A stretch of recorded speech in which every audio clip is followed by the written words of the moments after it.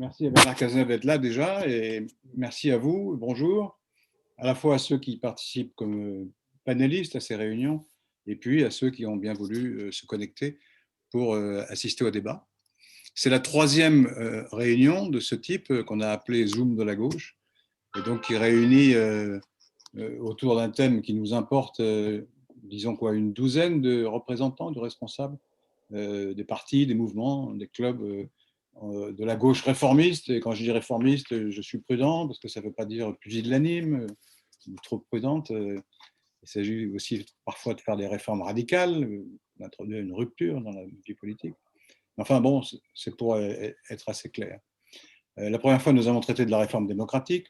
Ensuite, nous avons parlé de la situation de la jeunesse. Et aujourd'hui, nous souhaitons débattre de la sécurité intérieure, de la délinquance, du terrorisme, tout ce qui peut préoccuper une grande partie de nos concitoyens, comme nous l'avons fait la fois d'avant, les deux fois d'avant. Nous mettrons en ligne un compte-rendu aussi fidèle que possible de cette réunion, de manière à ce que tout le monde puisse y avoir accès. Le texte sera soumis à tous les intervenants, qu'on ne les cite pas de travers, et ensuite chacun pourra s'y reporter si besoin est. Pourquoi on a choisi ce thème? Bon, c'est assez simple. La gauche, il faut bien le dire, est constamment attaquée sur ce chapitre. J'en sais quelque chose parce qu'il m'arrive d'aller ferrailler sur des plateaux de télé. Et à chaque fois, évidemment, on est en accusation, alors même que la gauche n'est pas au pouvoir, mais enfin, ça ne fait rien. Et on lui reproche toutes sortes de choses que vous connaissez par cœur. Ce qui est clair, en tout cas, dans mon esprit, en tout cas, c'est qu'elle doit aborder la prochaine campagne présidentielle avec un plan de lutte contre la délinquance qui soit conforme à ses valeurs, mais qui soit également crédible auprès de l'opinion, et notamment auprès des classes populaires, sans lesquelles, à mon sens, il n'y a pas de victoire possible. La réunion va donc se diviser en trois parties. Nous avons demandé à Bernard Cazeneuve, qui est le Premier ministre et ministre de l'Intérieur, entre autres, que je remercie une nouvelle fois d'avoir bien voulu participer à notre réunion et à nous faire un exposé, une intervention liminaire. Donc, il va donc nous livrer sa réflexion sur le sujet. S'il le veut, si vous le souhaitez, il peut y avoir des questions ensuite. Mais Bernard, qui a un emploi du temps serré, même le dimanche, sera libre évidemment de nous quitter quand il le jugera bon. Et donc, il y aura une deuxième partie où chacun pourra exposer aussi ses propositions, ses thèses, ses idées dans ce domaine de la sécurité. Et puis, il y aura une troisième partie plus courte où on fera un échange politique, alors pour le coup informel, sur cette conjoncture actuelle de l'union des forces de gauche, des forces réformistes, et de savoir si on doit, dans quelles conditions on doit poursuivre notre exercice, d'une part, et si on doit aller un peu plus loin, se coordonner plus en vue des prochaines échéances. Et donc, pour cette première partie, si vous le voulez bien, je donne la parole à Bernard Cazeneuve. Merci beaucoup, Laurent. Merci d'abord à tous de m'offrir l'hospitalité de ce débat. C'est pour moi un grand plaisir de vous retrouver toutes et toutes. Et je remercie Laurent Geoffrin de me donner l'opportunité cet après-midi de m'exprimer devant vous. M'inviter à parler des questions de sécurité. C'est un sujet très large et en même temps d'une très grande actualité compte tenu de ce que sont les préoccupations exprimées par les Français lorsqu'on les interroge sur ce que doivent être les priorités de l'élection présidentielle.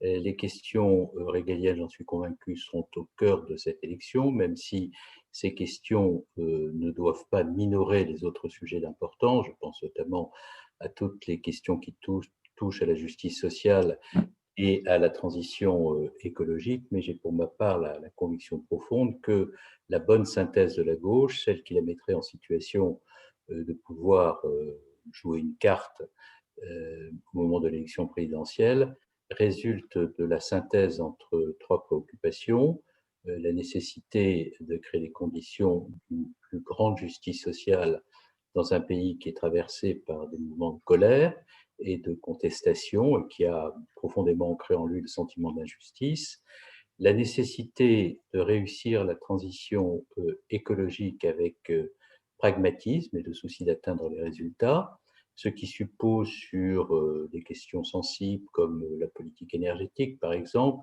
que nous ne nous fixions pas des objectifs qui consisteraient à nous priver de nos atouts pour pouvoir atteindre l'objectif carbone qui est le nôtre et qui était déjà inscrit dans la conférence de Paris. De ce point de vue-là, lorsque je vois certains textes préconisant une politique énergétique articulée exclusivement aux énergies renouvelables à l'horizon 2050, je suis, vous vous en doutez, un peu interrogatif.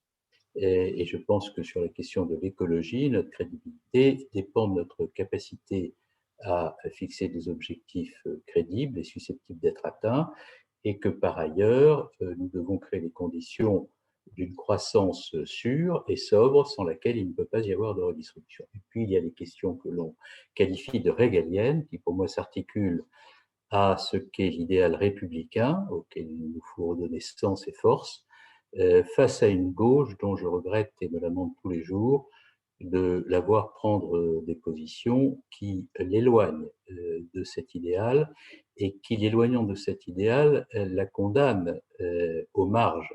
Et par conséquent, lorsque, en oubliant d'où l'on vient et ce que l'on est, on se place aux marges de l'espace politique qu'on prétend couvrir, on se condamne à s'échouer et possiblement à échouer. Et donc, pour moi, parler de ces questions aujourd'hui, c'est parler, bien entendu, du cadre républicain et parler de la politique de sécurité qui doit permettre de protéger les Français sans jamais déroger à ce que sont les principes de l'état de droit et les principes et les valeurs de la République. Et deuxième élément d'introduction que je voulais faire, il concerne le sujet lui-même et son périmètre. Nous sommes dans un contexte depuis quelques années très particulier, avec une violence qui monte, qui est protéiforme et qui s'exprime de façon multiple sur le territoire national et qui trouve ses causes dans des phénomènes qui eux aussi sont protéiformes et multiples. Et je voudrais là esquisser quelques-uns des sujets auxquels le gouvernement de la France est confronté et sera confronté davantage encore, je le pressens, dans les années qui viennent. Premier point, la menace terroriste, elle demeure importante. La capacité qui a été la nôtre à l'extérieur avec la coalition de réduire la capacité d'action de l'État islamique a donné des résultats, mais cet État est une hydre qui a une capacité de reconstitution et ce qui se passe actuellement en Irak, en Syrie, dans la bande sahélienne, à travers l'action de multiples groupes terroristes. Et dans la bande sahélienne, on pense bien entendu à Boko Haram, à Al-Morabitoun, à Ansar el-Sharia, Ansar el-Din, les différentes structures qui, au sein d'AQMI, agissent. Toutes ces organisations continuent à faire peser sur la sécurité de l'Union européenne, et plus particulièrement sur la France, un risque sécuritaire majeur. Et on aurait tort de considérer, et les événements récents qui sont produits en France, les attentats de l'Opéra fomentés par les Tchétchènes, l'assassinat abject de Samuel Paty montrent qu'il y a sur ces questions une menace qui demeure et qui pourrait conduire les terroristes à agir de façon suffisamment spectaculaire pour atteindre la République dans ses fondements et créer dans la société française suffisamment d'effroi pour que la confrontation que les terroristes appellent de leur vœu se produise avec tous les désordres susceptibles d'en résulter. Et il y a des formes de contestation nouvelles qui apparaissent, dont il faut analyser les modalités d'expression. On les a vues dans les zones à défendre au cours des dernières années, dans des conditions qui conduit à des drames et des tragédies sur lesquelles j'ai dû rendre des comptes, et c'est bien normal, je pense notamment à la mort de Rémi Fraisse, mais nous voyons qu'il y a toute une série d'acteurs qui, dans le monde contemporain, considèrent que lorsque la cause qu'ils défendent est juste, peu importe l'état du droit et le respect des procédures par l'État et les collectivités locales, la lutte, parfois jusqu'à des formes d'expression violente, est considérée par ces groupes comme légitime. Et par conséquent, la pression que ces comportements fait peser sur l'État de droit doit conduire les acteurs de l'État de droit à réfléchir aux modalités de désamorçage de ces conflits en amont, mais réfléchir aussi aux modalités d'intervention des forces, de telle sorte à ce que l'ordre soit rétabli sans qu'il y ait des drames comme ceux que nous avons pu vivre, bien que nous ayons tout fait, contrairement à ce que prétend une partie de la gauche qui exploite de façon abjecte ces événements, euh, que nous avons tout fait, je le répète, pour les éviter. Le troisième élément, une violence qui monte dans ce qu'on appelle les territoires perdus de la République, avec des phénomènes qui se coagulent et percolent pour créer les conditions d'une insécurité réelle, l'enfermement dans le communautarisme, la remise en cause des lois de la République par ceux qui considèrent que les principes et les valeurs de la communauté à laquelle ils appartiennent doivent prévaloir sur les principes républicains, ce qui est bien entendu de nature à nuire totalement au vivre ensemble et à ruiner la possibilité dans ce pays de continuer à faire nation, dans un pays dont la construction politique est particulière, puisque si on se projette dans le temps long de l'histoire, on a tendance aujourd'hui, lorsque l'on est à gauche, à oublier ce temps long de l'histoire et à oublier les fils qui nous relient à cette histoire et à ce que furent ces acteurs républicains les plus ardents. Nous sommes dans un pays où l'État préexistait à la nation s'est incarnée dans l'État, et où l'État a trouvé à donner du sens à son action en référence aux valeurs de la République. Et donc, il y a dans les banlieues une tension extrême que l'on ne voit pas avec suffisamment de lucidité et qui doit nous conduire à agir en prévention, en donnant aux acteurs locaux la possibilité d'être au plus près des populations et d'agir pour éviter que le tissu social ne se déchire, mais qui doivent aussi donner à nos forces de sécurité les moyens d'intervenir.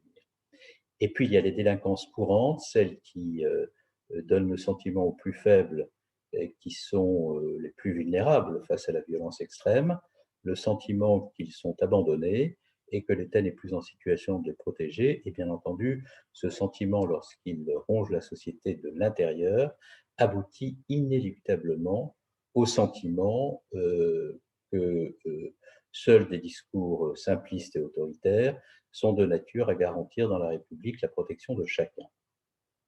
Voilà quel est le panorama auquel nous sommes confrontés. Et face à ce contexte de menaces, de tensions, de risques de conflagration ou de confrontation à l'intérieur de la République, il nous faut mettre en perspective ce que nous pouvons faire. Et je pense là aussi que nous devons le faire à partir de ce que nous avons déjà fait, et qui s'est trouvé remis en cause, et que nous devons corriger lorsque nous n'avons pas suffisamment bien fait les choses, et remettre en perspective avec davantage d'ambition lorsque nous estimons les avoir bien faites.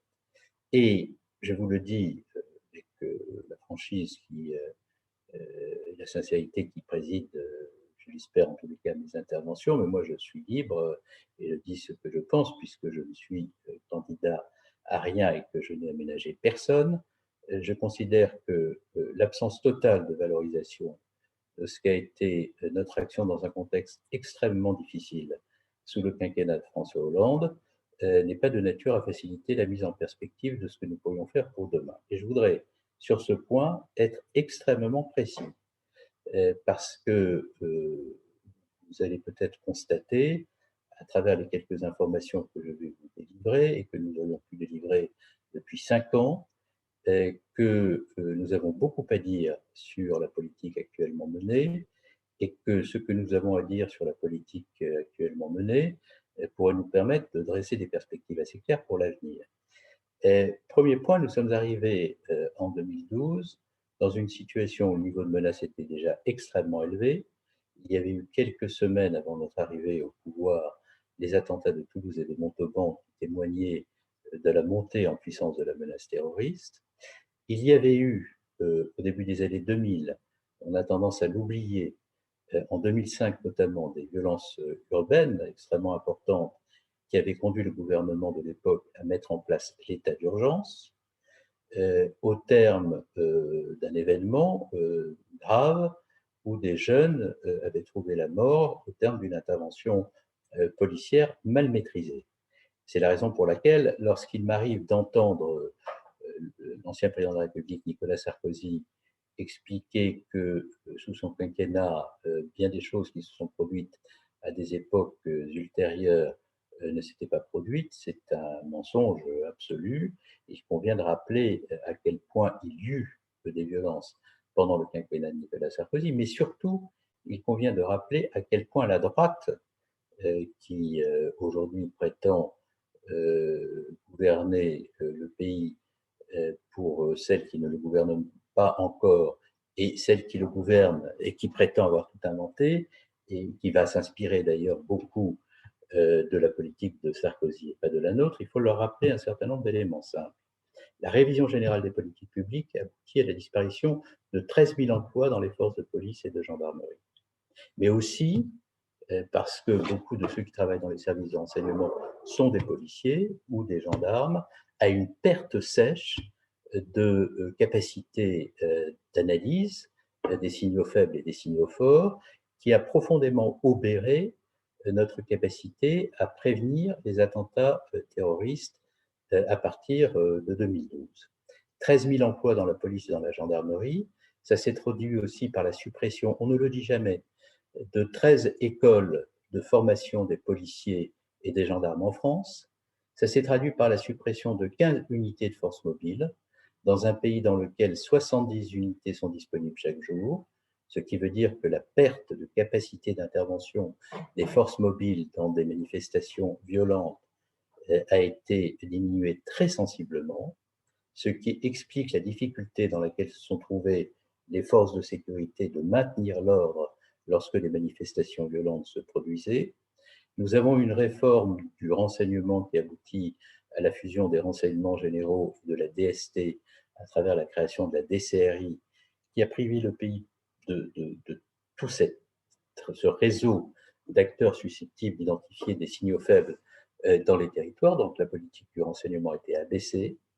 La politique de formation des policiers a été abîmée par la suppression de la direction d'administration centrale de la formation de la police nationale sous le quinquennat de Nicolas Sarkozy. Je crois que c'était sous le ministère de Brice Hortefeux. Et cette direction d'administration centrale de la formation, qui assurait la formation initiale des policiers, le respect par eux des principes déontologiques, leur formation continue, a été transformée en une sous-direction, moyens budgétaires atrophiés. Et donc, nous avons, sous la période où nous étions en responsabilité, procédé à des réformes extrêmement profondes. Je rappelle les principales réformes que nous avons conduites.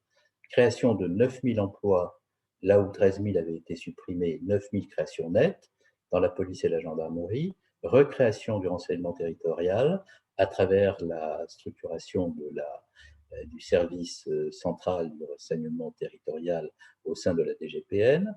Nous avons fait de la Direction générale de la sécurité intérieure une direction dotée de moyens supplémentaires significatifs, puisque ce sont près de 3 000 emplois qui ont été nouveaux, qui ont été affectés au sein de cette direction.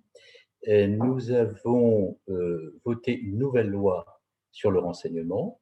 On ne dit jamais, et on a tort, que lorsque nous sommes arrivés au pouvoir, la loi sur le renseignement datait de 1991, c'est-à-dire d'une époque où il n'y avait ni Internet ni téléphone portable, et que nous devions prévenir des attentats terroristes face à des terroristes qui utilisaient des moyens cryptés, alors même que nous disposions d'outils juridiques tout à fait inadaptés pour le faire. Et nous avons eu le courage de mettre en place une nouvelle loi sur le renseignement, adossée à deux instruments, le suivi en continu des terroristes et ce que l'on appelait la détection sur données anonymes, qui a conduit, parce que nous considérons que les moyens nouveaux donnés aux services de renseignement doivent justifier un contrôle accru sur ces services, par la substitution à la CNIS, qui était l'autorité administrative qui supervisait les services, d'une nouvelle autorité dotée de moyens significativement plus puissants. Nous avons donné au Conseil d'État la possibilité de constituer en son sein une structure habilitée au secret défense pour éviter que lorsqu'il y a des contestations de la part des citoyens, les conditions dans lesquelles les services interviennent on est recours à ces fameuses notes blanches qui faisaient débat, et nous avons donné la possibilité au Conseil d'État de saisir le juge pénal lorsqu'il était constaté que dans l'exercice de leur mission, les services avaient commis des infractions de nature à porter atteinte aux libertés fondamentales. Et dans le même temps, nous avons conduit l'ensemble de ces réformes. Nous avons agi à l'extérieur à travers la coalition pour réduire le risque terroriste. Nous avons agi au plan européen en engageant un ensemble de réformes destinées à protéger davantage l'Union européenne. Et c'est nous, la France, qui avons donné les impulsions pour ces réformes, qu'il s'agisse de la mise en place du Passenger Name Reports, qui permet au plan européen d'identifier le parcours des terroristes avant qu'ils n'arrivent sur le sol européen avec pour objectif de nous frapper. Nous avons amélioré le fonctionnement du système d'information Schengen pour que les informations portées par les services de police et de renseignement à ce fichier soient davantage partagées. Nous avons fait monter en puissance Frontex en dotant Frontex de 250 millions d'euros de budget et en dotant Frontex de 1700 collaborateurs capables d'assurer le contrôle aux frontières extérieures de l'Union européenne. Et nous avons réformé le code frontière Schengen, article 7-2 du code frontière Schengen, pour permettre le contrôle aux frontières extérieures des ressortissants de l'Union européenne qui bénéficiaient dans l'Union européenne de la libre circulation. Donc, tout ça, nous l'avons fait. Si vous avez entendu à un moment ou à un autre un début de revendication de ce bilan pour montrer qu'entre ce qui avait été fait par la droite, qui parle fort, mais qui a abîmé et détruit l'appareil de sécurité français, ce que nous avons fait nous-mêmes, il y a une différence. Dites-moi à quel moment cela a été fait, mais le fait qu'à aucun moment nous n'évoquions tout cela pour expliquer que ce que nous avons fait était quand même destiné à rehausser le service public de sécurité, parce que c'est pour nous un service public à part entière et non entièrement à part, que nous voulons l'arrimer à la République en faisant respecter aux forces de l'ordre un certain nombre de principes déontologiques. C'est la raison pour laquelle on a recréé une direction de la formation. Tout cela n'est jamais dit. Je voudrais insister sur un troisième sujet, qui est ce que ces moyens supplémentaires ont permis en termes d'amélioration des statistiques de la délinquance, parce qu'on ne rappelle là aussi jamais à quel point les chiffres de la délinquance se sont améliorés sous le quinquennat précédent. Si l'on fait abstraction, bien entendu, de l'impact qu'a eu sur la criminalité, les attentats qu'ont eu sur la criminalité, les attentats terroristes, qui constituent un phénomène spécifique sur lequel, encore une fois, nous nous sommes mobilisés. D'abord, contrairement à ce qu'il m'arrive d'entendre, y compris de la part de certains de nos amis, qui participent d'ailleurs parfois à vos débats, le nombre supplémentaire de policiers qui a été créé au cours du précédent quinquennat ne l'a pas été dans les services de renseignement seulement. Il y a eu bien entendu parmi les postes créés un certain nombre de postes qui ont été affectés aux services de renseignement, mais beaucoup l'ont été dans les territoires, à travers notamment la mise en place des zones prioritaires de sécurité, mise en place par mon prédécesseur au ministère de l'Intérieur, Manuel Valls, et c'était une excellente mesure, parce que dans les territoires où la délinquance était plus importante, nous avons alloué, parce que les créations de postes le permettaient, plusieurs centaines de postes dans ces territoires. Pourquoi? Parce que la suppression de la police de proximité avait distendu la relation entre la police et la population, notamment dans les territoires où l'intervention de la police était contestée, je pense notamment aux banlieues, que la prise de distance entre la police et la population était génératrice de tensions nouvelles et supplémentaires, et qu'il était important qu'on fût en situation de remettre des policiers dans ces territoires. Donc, une partie des effectifs que nous avons créés ont été affectés dans ces territoires à travers les zones prioritaires de sécurité. Enfin, les zones de sécurité prioritaires exactement, on a qualifié ça par l'acronyme ZSP. Deuxièmement, il ne s'agit pas de mettre des policiers dans les territoires pendant un quinquennat pour garantir le retour d'une police de proximité. Il faut bien entendu que l'effort soit poursuivi. L'effort soit poursuivi par la création d'effectifs en nombre suffisant. Et deuxièmement, que ces effectifs supplémentaires créés soient dotés de moyens d'intervention qui leur permettent d'avoir des équipements, des véhicules, des commissariats qui soient modernes, des moyens de communication numérisés plus efficaces pour la communication entre les forces et la conduite des enquêtes.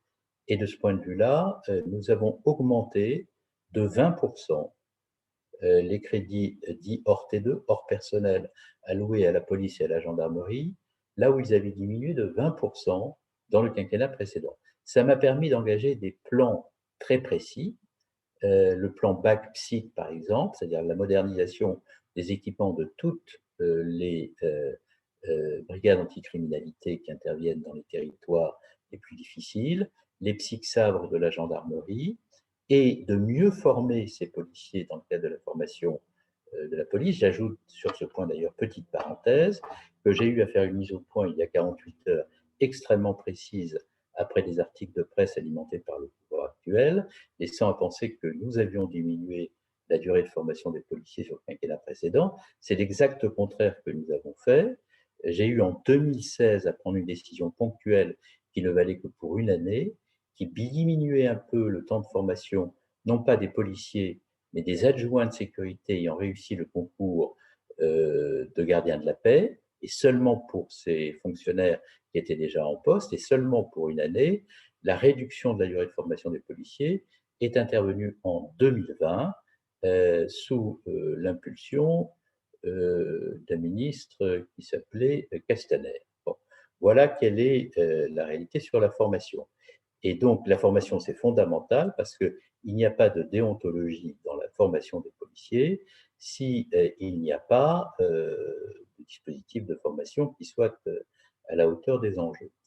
Et je voudrais ajouter un mot sur un sujet qui me tient vraiment beaucoup à cœur, qui est un élément déterminant de la relation police-population, c'est-à-dire les règles applicables à la police en matière de lutte contre les discriminations. Et il y a un débat très ancien à gauche qui consiste à considérer, pour les plus radicaux, qu'il y a une consubstantialité de la violence à la police et plus généralement à l'État, que certains vont jusqu'à théoriser aujourd'hui le fait que la politique de l'État est orientée vers la discrimination et que par conséquent, les réactions violentes à l'égard de l'État et de ceux qui les représentent dans les territoires est légitime puisque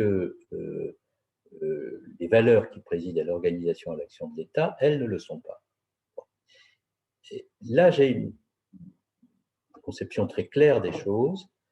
Il faut que lorsque l'on est à gauche, on est attaché à l'idéal républicain et que l'on prétend gouverner le pays, on soit très ferme à l'égard de ceux qui développent ce type de théorie. Car si il existe parmi les forces de police et de gendarmerie des individus qui peuvent manquer à leur obligation déontologique, avoir des comportements racistes et discriminatoires, ils ne sont pas représentatifs de ce qu'est la police dans son ensemble, ils ne répondent pas en agissant ainsi aux instructions qui leur sont données par les représentants républicains politiques en charge de la sécurité publique. Ils doivent être pour cette raison sévèrement sanctionnés et il appartient au ministère de l'Intérieur de faire en sorte, non seulement par la formation, mais par une politique de régulation et de sanction, de faire en sorte que ces actes soient condamnés le plus fermement et qu'ils soient prévenus. Alors, pour ce qui concerne la prévention de ces actes, le récépissé est longtemps apparu pour la gauche comme l'instrument le plus efficace de la lutte contre les discriminations. J'ai préféré au récépissé la généralisation des caméras piétons et l'obligation de leur déclenchement dès que le policier entre en relation avec le citoyen, pour une raison très simple, c'est que ce dispositif n'est pas humiliant ni pour le policier ni pour le citoyen. Il ne représente pas pour le policier une charge administrative supplémentaire, là où les policiers sont soumis quand même à une pression très forte compte tenu du contexte qu'ils ont à gérer, et il établit une traçabilité parfaite de la relation entre le citoyen et le policier, et permet surtout, parce que la caméra piéton a une vertu dissuasive, d'éviter que la relation ne dégénère, puisque quiconque serait à l'origine d'une relation tendue avec un citoyen ou avec un policier serait immédiatement en situation de devoir rendre des comptes du fait de la traçabilité de cette relation rendue possible par l'utilisation de la caméra piéton. Donc, la lutte contre les discriminations implique de l'information, le rappel des règles déontologiques, l'identification de ceux qui ne respectent pas ces règles, leur sanction dans des conditions rapides et sévères, et la mise en place de dispositifs préventifs qui doivent être conçus non pas pour afficher des symboles destinés à ancrer des postures, mais pour aboutir à des résultats efficaces qui permettent d'apaiser sans humilier personne, mais au contraire en apaisant chacun la relation entre la police et la population. Euh, voilà pour ce qui concerne ce volet. Alors, je conclus mon propos en quelques mots sur ce que doit être une politique de sécurité portée par un gouvernement de gauche de gouvernement si demain nous étions en situation d'en avoir un de nouveau. Je mesure qu'il y a une marge de progression, mais nous rattraperons le temps perdu si on a sur les principaux sujets les idées claires. Premier élément de ce programme, c'est une fermeté sur les principes républicains qui doit être totale. Quand je parle de fermeté sur les principes républicains qui doit être totale, je ne pense pas qu'il faille donner des coups de menton sur la République tous les jours en se regardant dans l'idéal républicain comme dans un miroir. Je pense simplement qu'il faut affirmer avec la plus grande sérénité, la plus grande détermination, le plus grand calme ces principes face à une partie de la gauche qui est en train, à travers le racialisme, la confusion entre le refus de l'islamisme et l'islamophobie, de créer un climat qui n'est pas favorable à une politique équilibrée et crédible, et qui n'est pas non plus favorable à l'apaisement des tensions dans le pays, être extrêmement clair sur ce qu'est la République dans son unité, son indivisibilité, le refus des communautarismes, le combat contre l'islamisme, qui est un totalitarisme, qui est un totalitarisme qui, comme tous les autres totalitarismes, porte en lui une capacité de destruction du vivre ensemble et de diffusion de la violence partout dans la société.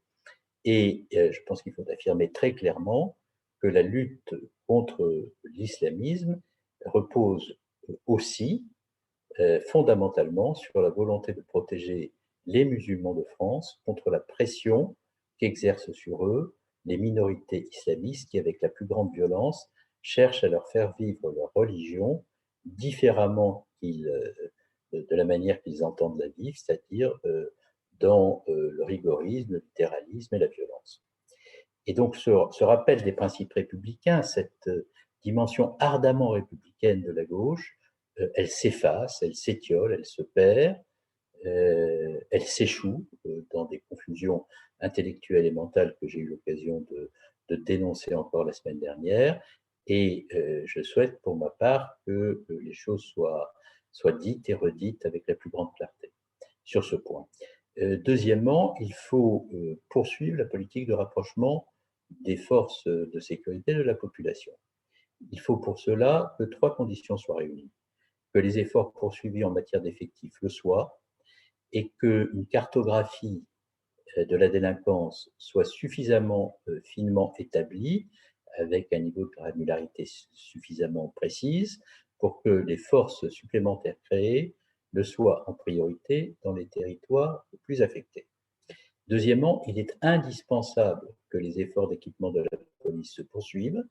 Ce n'est plus le cas depuis 2017, puisque nous sommes revenus à une affectation de moyens hors T2 à la police et à la gendarmerie, très faible par rapport à ce qui prévalait auparavant.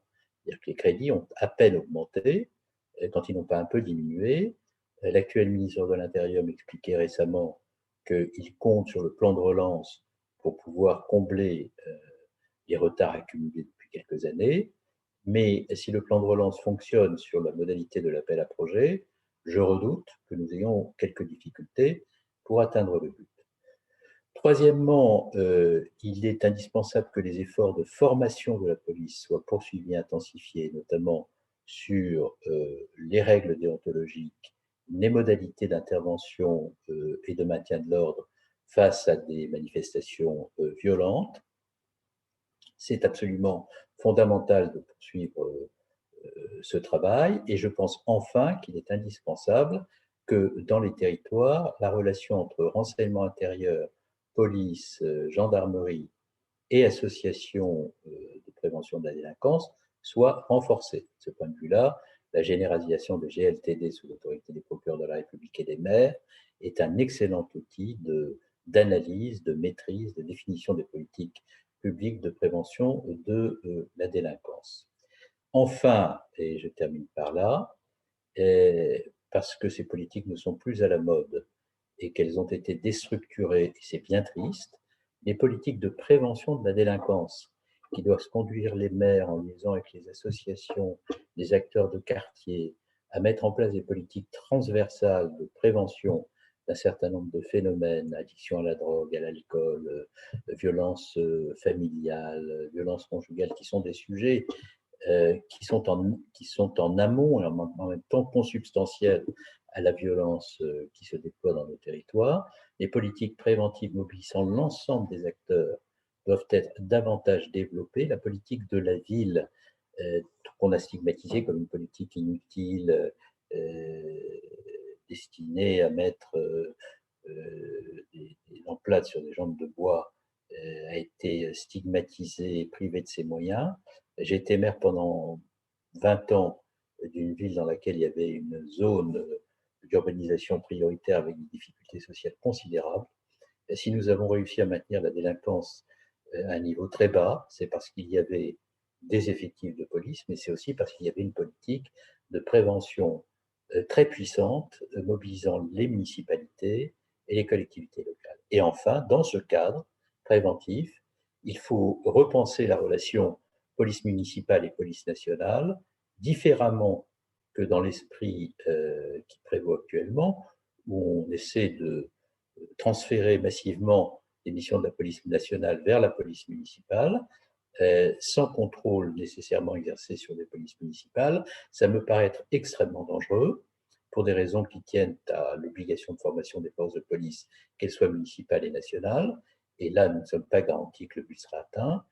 Et enfin, parce qu'en agissant ainsi, on crée les conditions d'une disparité territoriale considérable entre des municipalités qui mettent l'accent sur les moyens donnés à la police municipale, quitte parfois à faire en sorte que ces moyens soient utilisés à des fins qui ne sont pas celles d'une police municipale, et on risque là d'avoir une remise en cause d'un principe fondamental qui est celui de l'égalité des citoyens face à la sécurité. Voilà, pêle-mêle, quelques idées que je voulais évoquer devant vous, qui sont peut-être un peu désordonnées, mais qui correspondent à la vision que j'ai de ce sujet. Et je suis bien entendu tout à fait prêt à répondre à vos questions. Merci. Merci Bernard. Il y a eu beaucoup de questions pendant que vous parliez. C'est un exposé structuré, à la fois sur le passé et sur l'avenir qui nous attend. C'est Benoît Thiolin qui a fait un peu la synthèse des questions, donc je vais lui passer la parole. Il va vous transmettre les interrogations qui vous ont été adressées. Parfait. Voilà, bonjour, bonjour Monsieur le Premier ministre, cher Bernard Cazeneuve. Alors, il y a eu pas mal de participation, on est monté à quelques centaines, beaucoup de questions. Je vais essayer un petit peu de faire une sélection et de vous les livrer rapidement.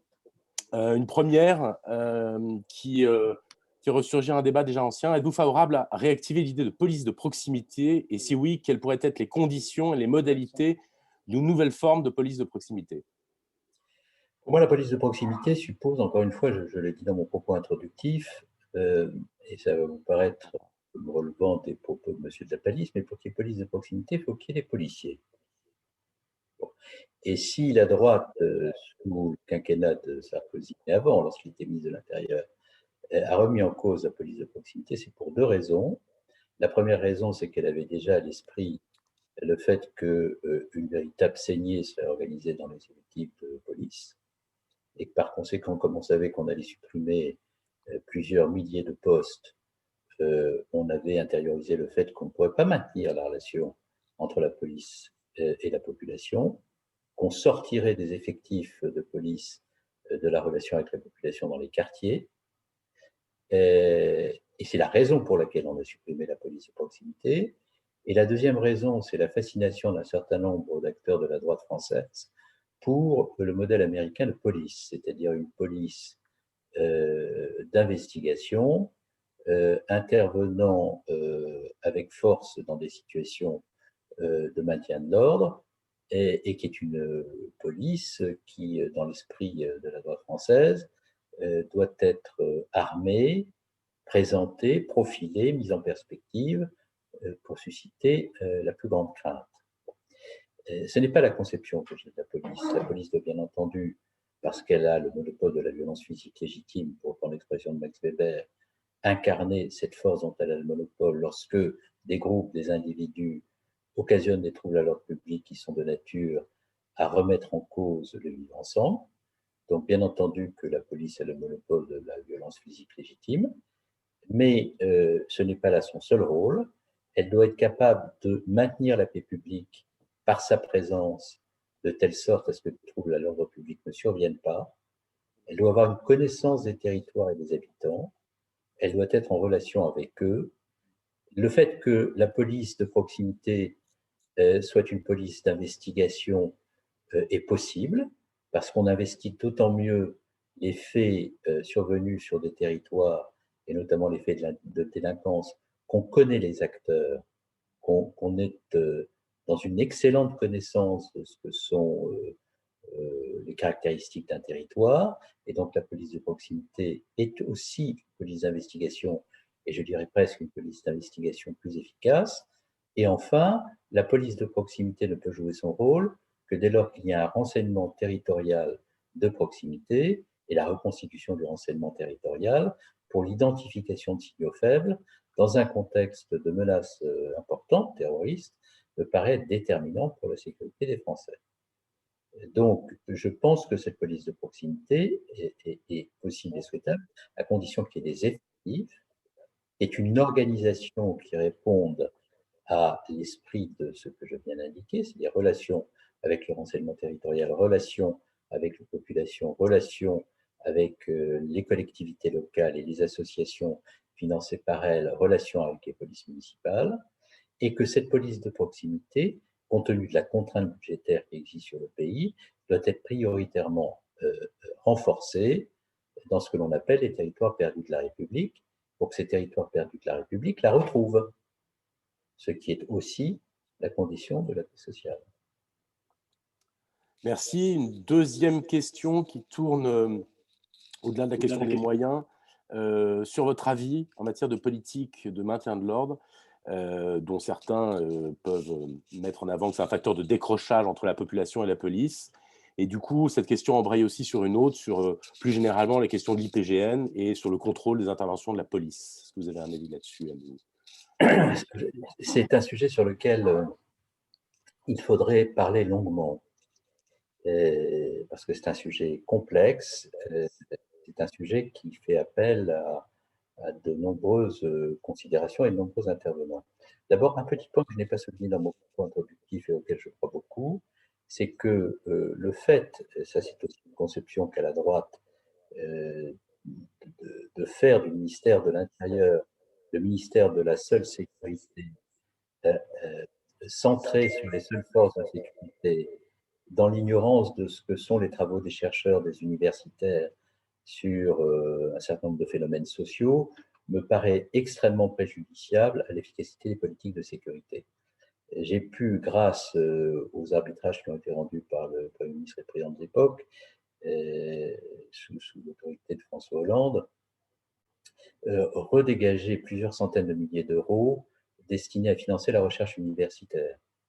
Je pense que le rôle de l'INSJ, que l'on a supprimé pendant ce quinquennat, qui était destiné à créer les conditions de la connexion entre le monde de l'université, de la recherche, des intellectuels, le monde de la sécurité, qui était un institut qui avait été créé par Pierre Jox dans les années 90, c'était extrêmement important pour ouvrir le ministère de l'Intérieur à son environnement. Donc, je pense que la compréhension des phénomènes violents dans les manifestations est un sujet qui, bien entendu, concerne prioritairement le ministère de l'Intérieur, mais que concernant d'autres acteurs qui relèvent du monde, encore une fois, de l'université et de la recherche, nous devons élargir le spectre de notre réflexion et ne pas nous enfermer sur le seul ministère de l'Intérieur. Premier point. Deuxième point, il faut de la clarté, et quand on est à gauche, sur les violences commises pendant les manifestations. Moi, je me souviens d'avoir passé beaucoup de temps à essayer de préparer les manifestations au moment de la loi travail de telle sorte à ce que les violences ne surviennent pas. Mais j'ai constaté que l'affaiblissement des corps intermédiaires et la difficulté dans laquelle se trouvent les organisateurs de manifestations de mettre en place ce que jusqu'à présent ils faisaient, un service d'ordre dialoguant en amont des manifestations avec les forces de l'ordre pour prévoir des trajets, des modalités de défilé qui permettent d'éviter la confrontation est plus difficile aujourd'hui qu'il ne l'était hier. Troisième point, on ne peut pas souhaiter des manifestations apaisées et regretter la présence des casseurs en imputant la responsabilité à l'État et regretter que l'État ne prenne des dispositions par une politique en amont des manifestations mobilisant les services de renseignement pour faire en sorte, par un travail sur le renseignement, que ceux qui sont identifiés à la sortie des bouches de métro comme casseurs ne soient pas empêchés de manifester. Empêcher les casseurs de manifester, ce n'est pas une remise en cause du droit de manifestation, c'est l'affirmation de la volonté de renforcer ce droit en empêchant ceux qui veulent le rendre impossible par la violence extrême de se livrer à leur exercice de prédilection. Et je suis désolé, mais quand des gens sortent des bouches de métro pour, à proximité de manifestations, avec dans des sacs à dos des masques, des projectiles, du matériel destiné à créer de la violence, et ça on s'est très bien identifié. Le rôle des services, de façon préventive, c'est de les identifier en amont des manifestations, le plus possible en amont, et de les empêcher de se rendre dans ces manifestations. Cette dimension préventive du maintien de l'ordre est fondamentale.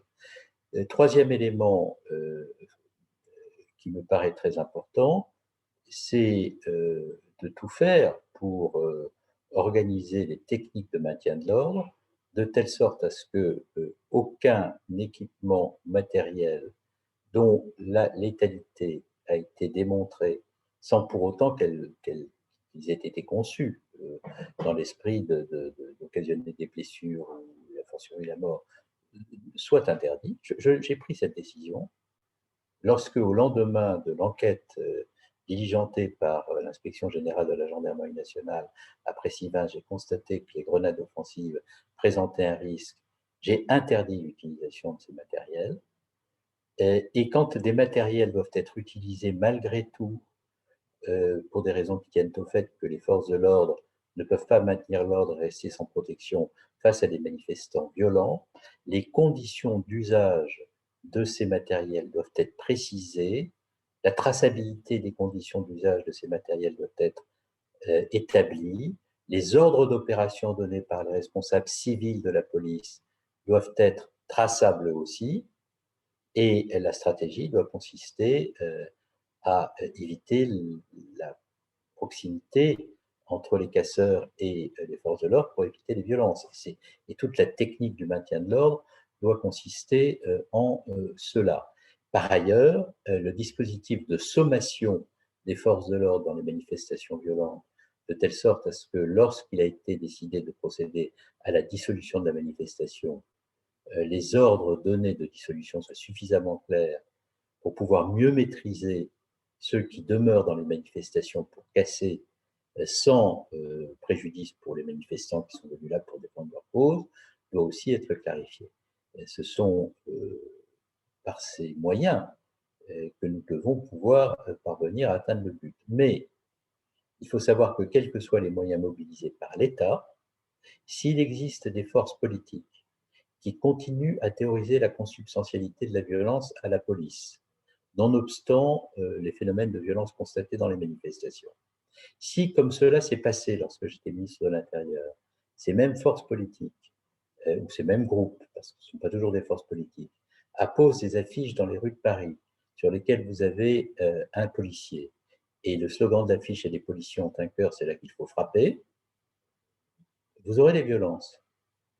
Donc la violence, c'est à 95% une affaire de maintien de l'ordre, mais c'est aussi une affaire de responsabilité collective face à un droit éminemment républicain qui est le droit de manifester. Et quand j'entends M. Mélenchon se rendre dans une manifestation de Gilets jaunes et que je l'entends dire aux manifestants « Méfiez-vous des policiers, ce sont des barbares », je n'ai pas le sentiment que, comme parlementaire de la République, il contribue à l'apaisement du climat dans les manifestations.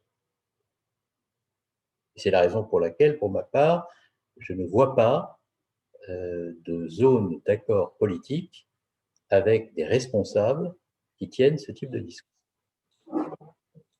Et enfin, une dernière question. Quelle est votre analyse de la montée en puissance des idées radicales, souvent en provenance des États-Unis, wokisme, cancel culture, racialisme, versus l'universalisme à la française et tout ce qui traverse ces débats qui font l'actualité en ce moment?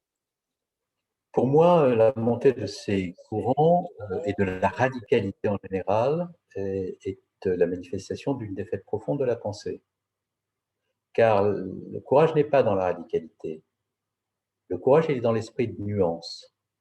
Et à chaque fois que la radicalité impose une forme de fractionnement de la société, donne une image de la société composée de groupes qui auraient tous vocation à être discriminés et qui devraient s'isoler les uns des autres pour défendre leurs seuls droits, lorsque des idéologies posent le principe que l'unité et l'indivisibilité de la République, c'est-à-dire la reconnaissance par chacun de l'universalité de valeurs dans lesquelles nous pouvons nous reconnaître, parce que finalement, il y a en nous quelque chose de profondément politique, ontologique, philosophique, qui nous laisse à penser que ce qui nous rassemble est infiniment plus puissant que ce qui nous divise, alors c'est la confrontation de tous contre tous qu'on organise. Et cette confrontation de tous contre tous, par la montée de la pensée radicale, elle est pour moi le résultat de la numérisation de la société, car la numérisation de la société a pour principale connaissance d'empêcher, par la brièveté des modalités de communication numérique, le déploiement d'une pensée rationnelle et complète, parce que la modalité de communication numérique, dans l'anonymisation possible de ceux qui s'expriment, permet une désinhibition de la parole et un affaiblissement de la pensée, et que cela est porteur d'une violence extrême, et parce que la numérisation sans régulation aboutit à l'idée de plus en plus répandue que sur chaque sujet, un complot dissimulé, une solution différente et généralement simpliste est possible, qui altère tout processus de délibération rationnelle et qui laisse à la violence une place considérable. Donc, les phénomènes dont vous parlez, qui viennent des États-Unis, auront une conséquence très grave que l'on ne pointe pas. C'est que tous ceux qui sont représentés comme appartenant à ces minorités qu'on présente comme discriminées non pas par des individus, mais par des institutions étatiques. C'est-à-dire que la discrimination serait le fait de l'État qui aurait cessé d'être l'instrument de la lutte contre les discriminations, a pour principale conséquence d'engendrer à l'égard des institutions publiques une défiance, une violence qui conduit à la fin à la confrontation de tous contre tous, c'est-à-dire au plus grand désordre.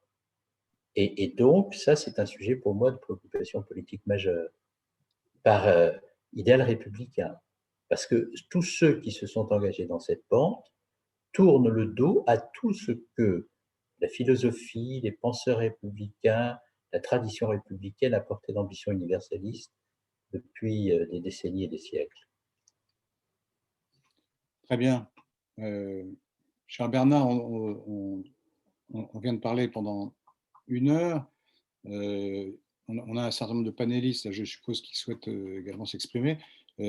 Si vous souhaitez poursuivre avec nous, n'hésitez pas à le faire, on serait ravis. Si vous avez des choses à faire qui vous tiennent à cœur et qui sont différentes, n'hésitez pas aussi à nous dire au revoir, on vous saluera à ce moment-là avec la plus grande courtoisie. Je vais passer la parole maintenant à certains de nos panélistes, en tout cas à ceux qui souhaitent s'exprimer. Libre à vous d'être là ou de reprendre la parole, d'ailleurs, si vous voulez, ou de vous éclipser discrètement. Voilà, à l'anglaise. Merci beaucoup, Laurent. Je vais rester un peu encore et puis je m'éclipserai le moment venu. À votre convenance. Qui est-ce qui souhaite prendre la parole? Je vois qu'il y a des mains qui se sont levées. Émilie Cariou, je vois. Je prends un peu comme ça vient. Hein. Merci beaucoup, Laurent. Merci au ministre Bernard Cazeneuve qui nous a fait un point très détaillé de la situation, notamment à l'issue du dernier quinquennat et de ses prévisions et de ce qu'il faudrait faire pour l'avenir sur ces sujets très sensibles de sécurité intérieure. Alors, comme ça a été rappelé, les années Sarkozy, elles ont été assez catastrophiques, hein, puisque la droite, c'est un discours sécuritaire et en même temps un amoindrissement très large des moyens alloués à la sécurité intérieure. Donc là encore, un discours et des faits complètement déconnectés. Et je crois que ça a été la marque de fabrique d'ailleurs du quinquennat de Sarkozy. Or, la sécurité, c'est bien évidemment un des éléments fondamentaux pour une démocratie. Assurer la sécurité de nos concitoyens, c'est un des fondamentaux de l'égalité républicaine sur tous nos territoires. L'amoindrissement de la sécurité, elle se fait largement au détriment des classes populaires, quels que soient les quartiers où elles habitent, alors que ce soit dans les grandes agglomérations, dans les cités, mais aussi dans la ruralité et dans la grande ruralité, où les moyens alloués à la police dans les villes de zones rurales ou à la gendarmerie sont aussi exsangues. Donc, chacun doit pouvoir vivre cette sécurité sur tous les territoires. Donc, il y a absolument la nécessité de remuscler une politique de sécurité intérieure, c'est-à-dire remuscler les ministères qui permettent d'assurer la sécurité de nos concitoyens, le ministère de l'Intérieur, avec les forces de police, mais c'est aussi le ministère de la Justice. Je vous rappelle qu'un rapport de la Cour des comptes remis à la Commission des finances en 2019 montrait que la France était avant-dernier dans les pays européens par rapport au poids de la justice rapporté au PIB. Ça montre bien tous les efforts qui restent à faire. Alors, des efforts dans la pénitentiaire. Généralement, quand on augmente des budgets dans la justice, ils vont dans la pénitentiaire parce que c'est là qu'il y a vraiment des besoins très urgents. Mais bien évidemment, c'est toute la chaîne de la justice qu'il faudrait renflouer. Je vous donne un exemple, des logiciels bureautiques qui ne sont pas au niveau, etc. Enfin, tout le travail de la justice n'est absolument pas facilité.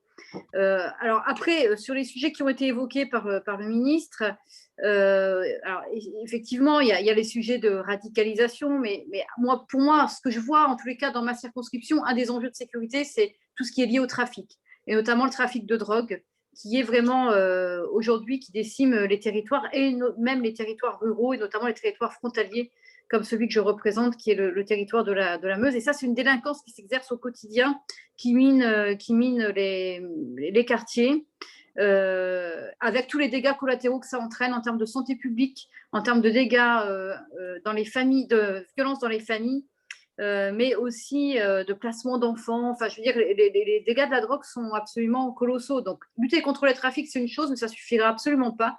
Il faut là aussi mettre en place une politique de prévention. Et j'ai l'impression que là-dessus, on a reculé sur les politiques de prévention face à la drogue. Et je suis toujours effarée de voir que des jeunes ont l'idée de prendre de l'héroïne sans aucune conscience des dégâts sur la santé que ça engendrera. Or, si on ne fait pas cette politique de prévention, lutter contre le trafic, c'est un peu écoper l'océan, quoi. Je vais conclure par rapport au sujet de radicalisation. Enfin, nous pensons au Nouveau Démocrate qu'on ne peut lutter contre la radicalisation sans lutter aussi contre les discriminations qui règnent dans le pays. Donc ça, c'est un enjeu plus global avec lequel il faut travailler bien évidemment avec le réseau associatif. Et quant au sujet de police de proximité qui ont été évoqués, Je pense que c'est absolument nécessaire de recréer ce lien entre la police, les territoires et les populations des territoires, avec des points de contact pour cibler les nuisances, faire en sorte que les citoyens soient aussi acteurs de la sécurité de leur territoire. Merci, Émilie. Je fais un peu au hasard, je suis désolé. Romain Collat, voilà, je vois qu'il est devant moi. Oui. Là. Bonjour à toutes et à tous. D'abord, merci Laurent d'avoir permis à Bernard de s'exprimer et je veux le remercier, le saluer et puis ça ne l'étonnera pas parce qu'on se connaît un peu, lui dire à quel point je me reconnais dans ce qu'il a pu,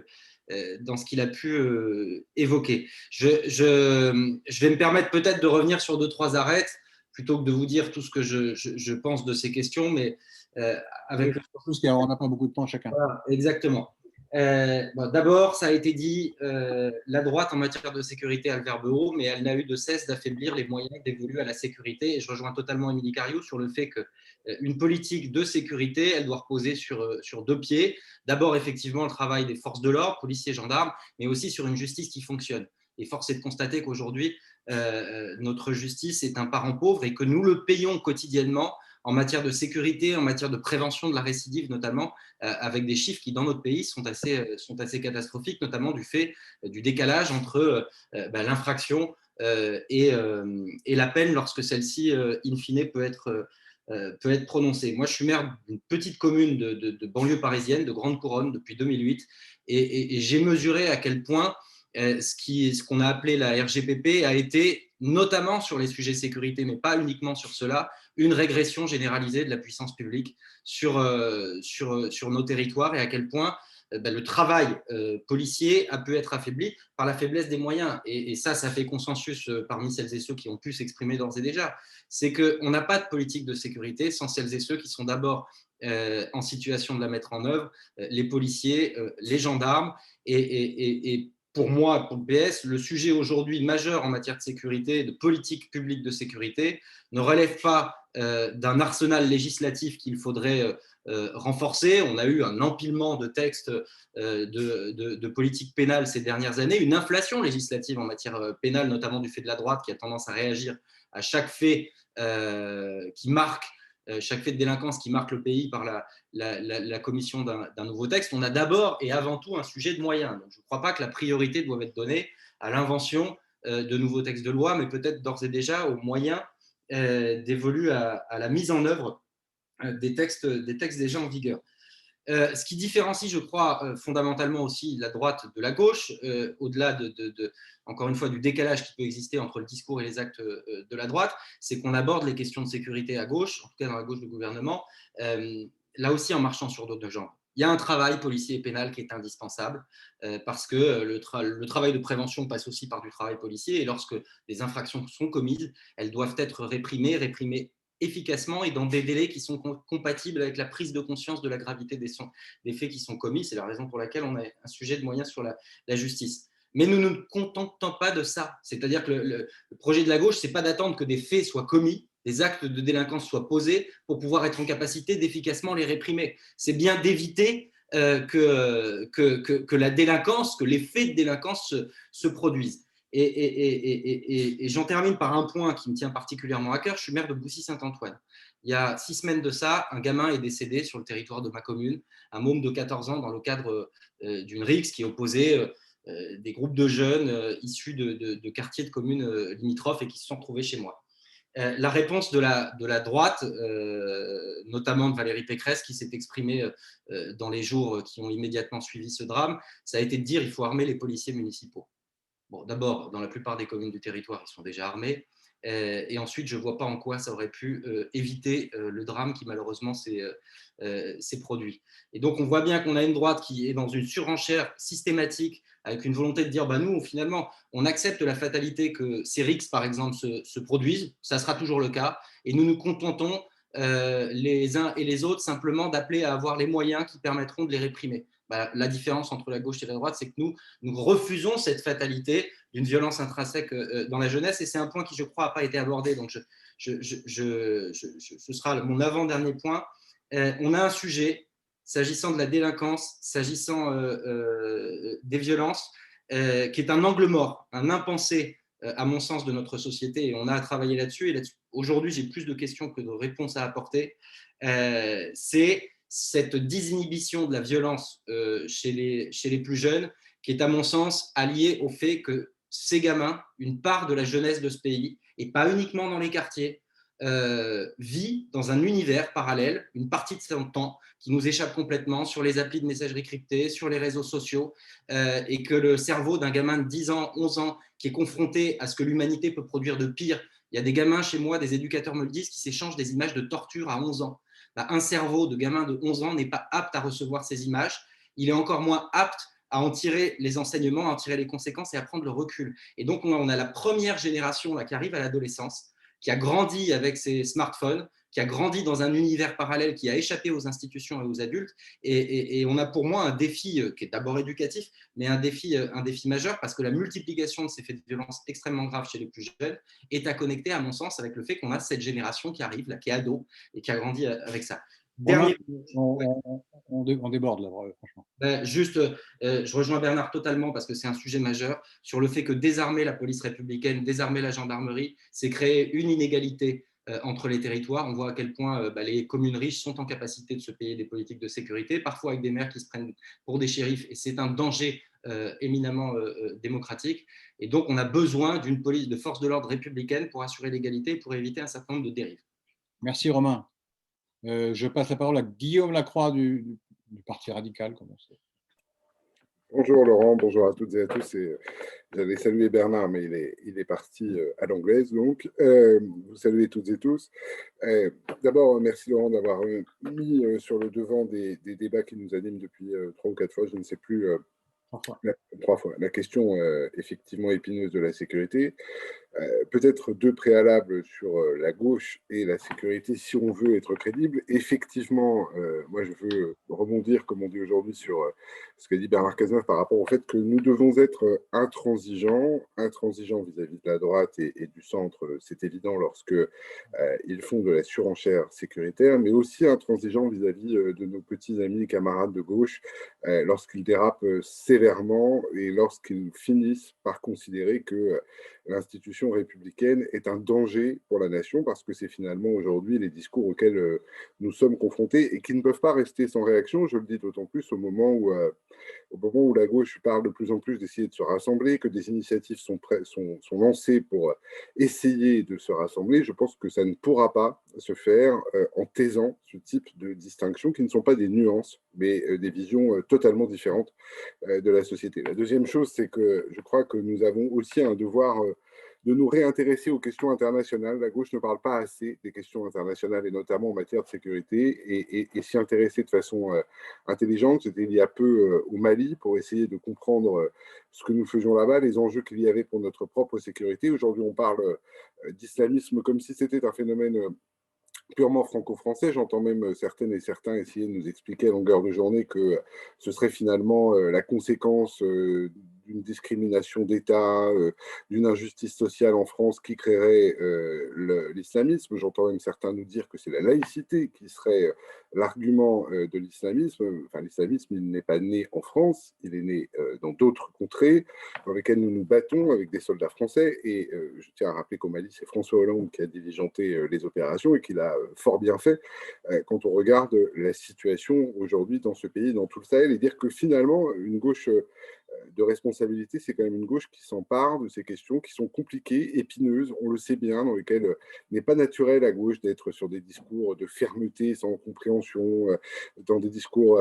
où nous sommes plutôt en général contre l'ingérence dans d'autres nations, que de se dire que malgré tout, nos démocraties sont aujourd'hui confrontées à notre excès parfois de naïveté, ou en tout cas notre excès de bienveillance, et qu'il nous faut affronter aussi la réalité de ce qui nous frappe. Et ce qui nous frappe, lui, ou elles et eux, ne font pas dans le détail. Sur les questions de sécurité aujourd'hui, moi je ne rebondirai pas sur tout ce qui a été dit parce que je le partage. 2 points quand même. Je pense que c'est effectivement, pour reprendre ce que vient de dire Romain Collat, sur un sujet qui, moi, me tient à cœur, c'est celui de la jeunesse. Je pense que c'est dès la jeunesse aujourd'hui que nous devons œuvrer très très vite. Alors bien sûr, qu'elle comprenne que la police existe et qu'elle n'est pas ni une armée contre les manifestants, ni soumise à je ne sais quelle tentation discriminatoire discriminatoire ou de violence. D'ailleurs, il y a un boulot fabuleux fait dans les écoles par la police de ce point de vue.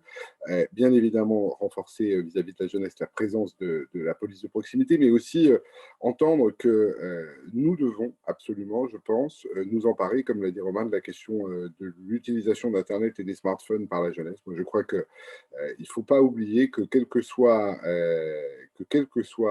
aujourd'hui l'éducation donnée par les parents, il n'empêche que quand vous ne savez pas ce qu'est Twitch, quand vous ne savez pas ce qu'est TikTok, quand vous ne savez pas ce qu'est WhatsApp, la surveillance parentale n'existe pas. Et que c'est là que se développe aujourd'hui une capacité à développer de la haine et de la violence en ligne et en meute, et que c'est une nouvelle forme d'expression sur laquelle il nous faut agir.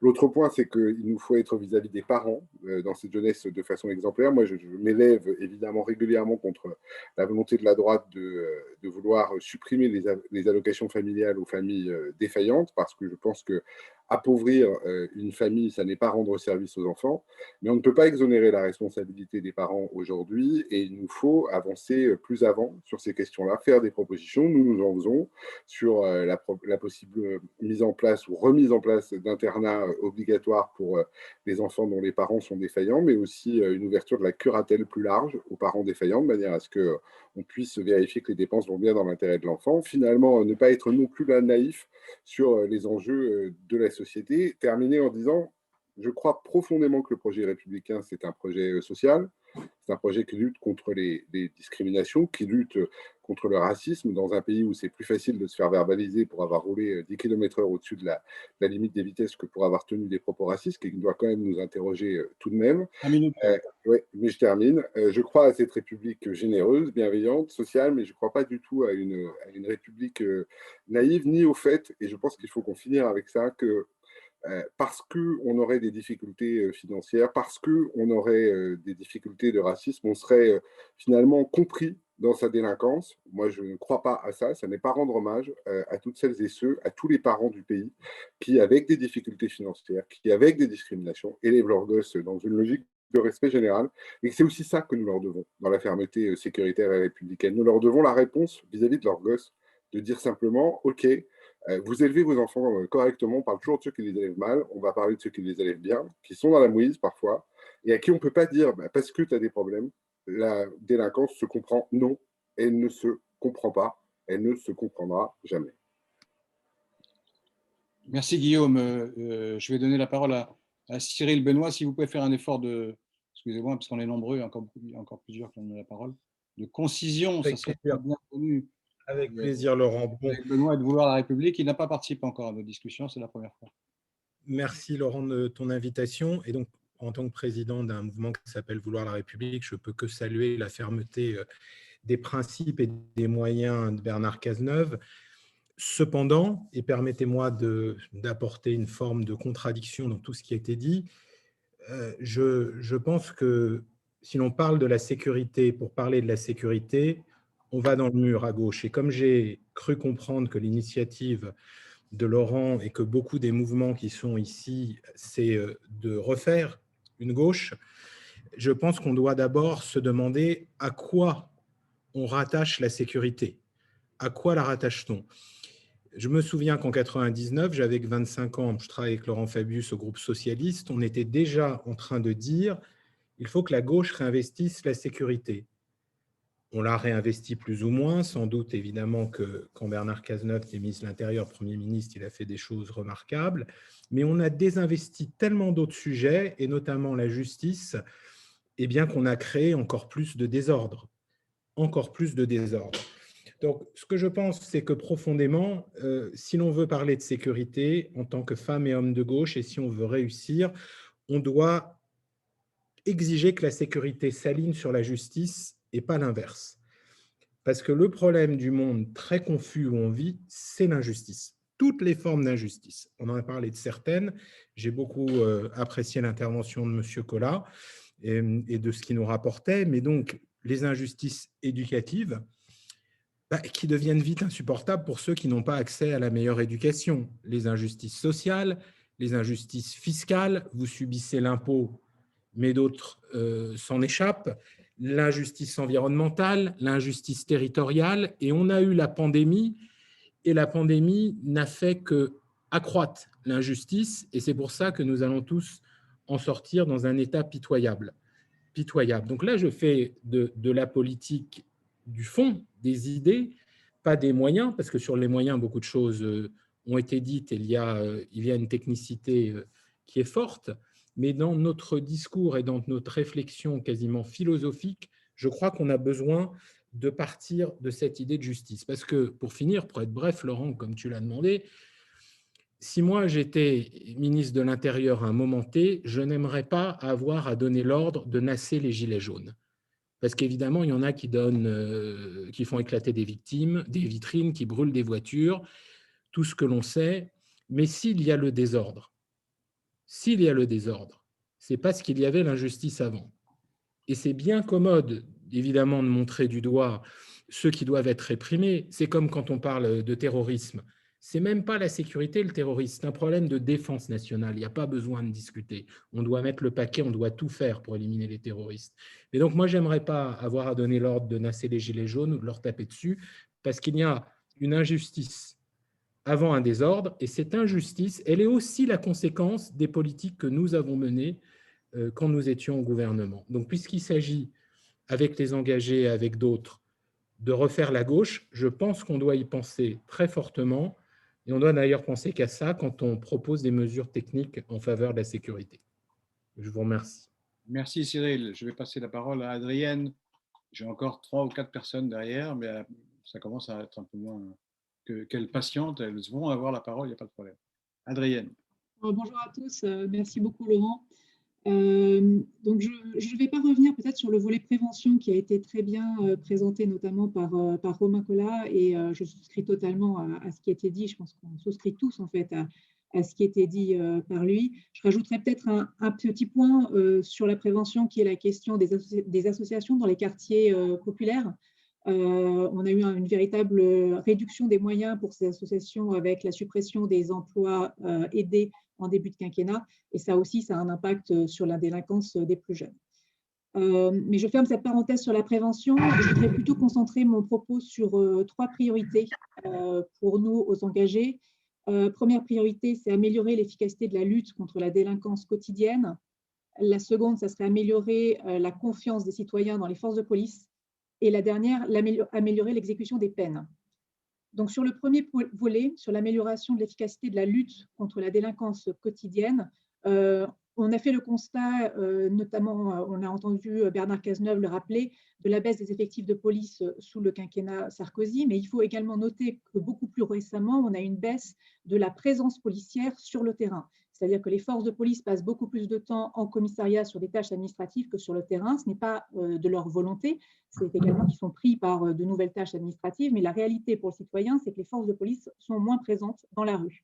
Donc, pour nous, il est vraiment important d'avoir un retour des forces de police dans la rue, ce qui passe notamment par un plan de recrutement national qu'on estime à 2000 agents par an, soit 10 000 sur un quinquennat. Cela passe également par ce qu'on appellerait un observatoire de la tranquillité publique.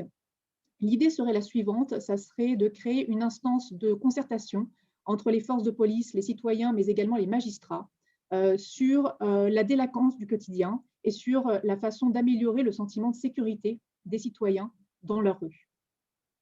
Enfin, il nous semble important d'afficher comme priorité la lutte contre le trafic de drogue et le démantèlement des filières de trafic qui ont gangréné nos quartiers populaires et qui gangrènent en fait la société entière via les sommes importantes qui circulent sur notre territoire sans aucun contrôle. Donc ça, c'est le premier point sur l'amélioration de la lutte contre la délinquance du quotidien.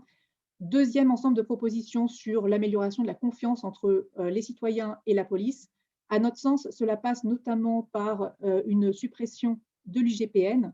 L'idée serait donc de créer une instance indépendante où serait, avec un collège qui comprendrait à la fois des citoyens, des magistrats et des policiers, et des brigades d'enquête donc rattachées à cette autorité indépendante pour renforcer donc la confiance des citoyens dans les enquêtes qui peuvent être menées lorsqu'il y a un soupçon de bavure policière.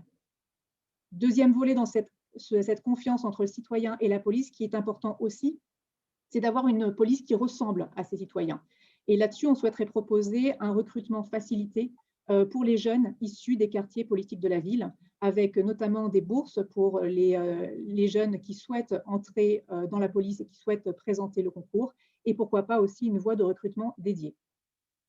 Enfin, dernier ensemble de propositions sur l'exécution des peines. Là aussi, à améliorer. À notre sens, cela passe principalement par l'amélioration des travaux d'intérêt généraux, qui sont aujourd'hui très peu utilisés par les magistrats. Il faut donc les multiplier et améliorer également la qualité de ces travaux en améliorant le lien entre la peine et le travail d'intérêt général. Par exemple, pour les infractions au code de la route, pourquoi pas avoir un travail d'intérêt général qui consiste à accompagner des victimes d'accidents de la route.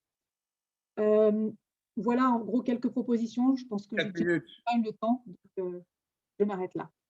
Merci Adrienne. Je passe la parole à Fanny Bénard. Merci, bonjour à tous. Je vais essayer à nouveau d'être aussi rapide. Je pense que c'est important de prendre du recul sur ces sujets de sécurité qui sont complexes et M. Cazeneuve a commencé par citer les 4 formes d'augmentation de la violence et nous retrouver à mettre dans le même panier, entre guillemets, le terrorisme, les nouvelles formes de contestation, les territoires oubliés et la délinquance courante. Je trouve que c'est un peu étrange dans le sens où, pour moi, il y a des actions à mener qui potentiellement sont différentes, en fait. Et comme le disait Cyril Benoît, le terrorisme, c'est un sujet spécifique, à mon avis, avec en effet des actions spécifiques. Le sujet des territoires oubliés, et c'est vraiment important quand on parle d'injustice, pour moi, à la fois les nouvelles formes de contestation et la délinquance qui augmente dans certains territoires, et en étant adjointe du 18e arrondissement de Paris, on a des enjeux de sécurité importants dans notre arrondissement.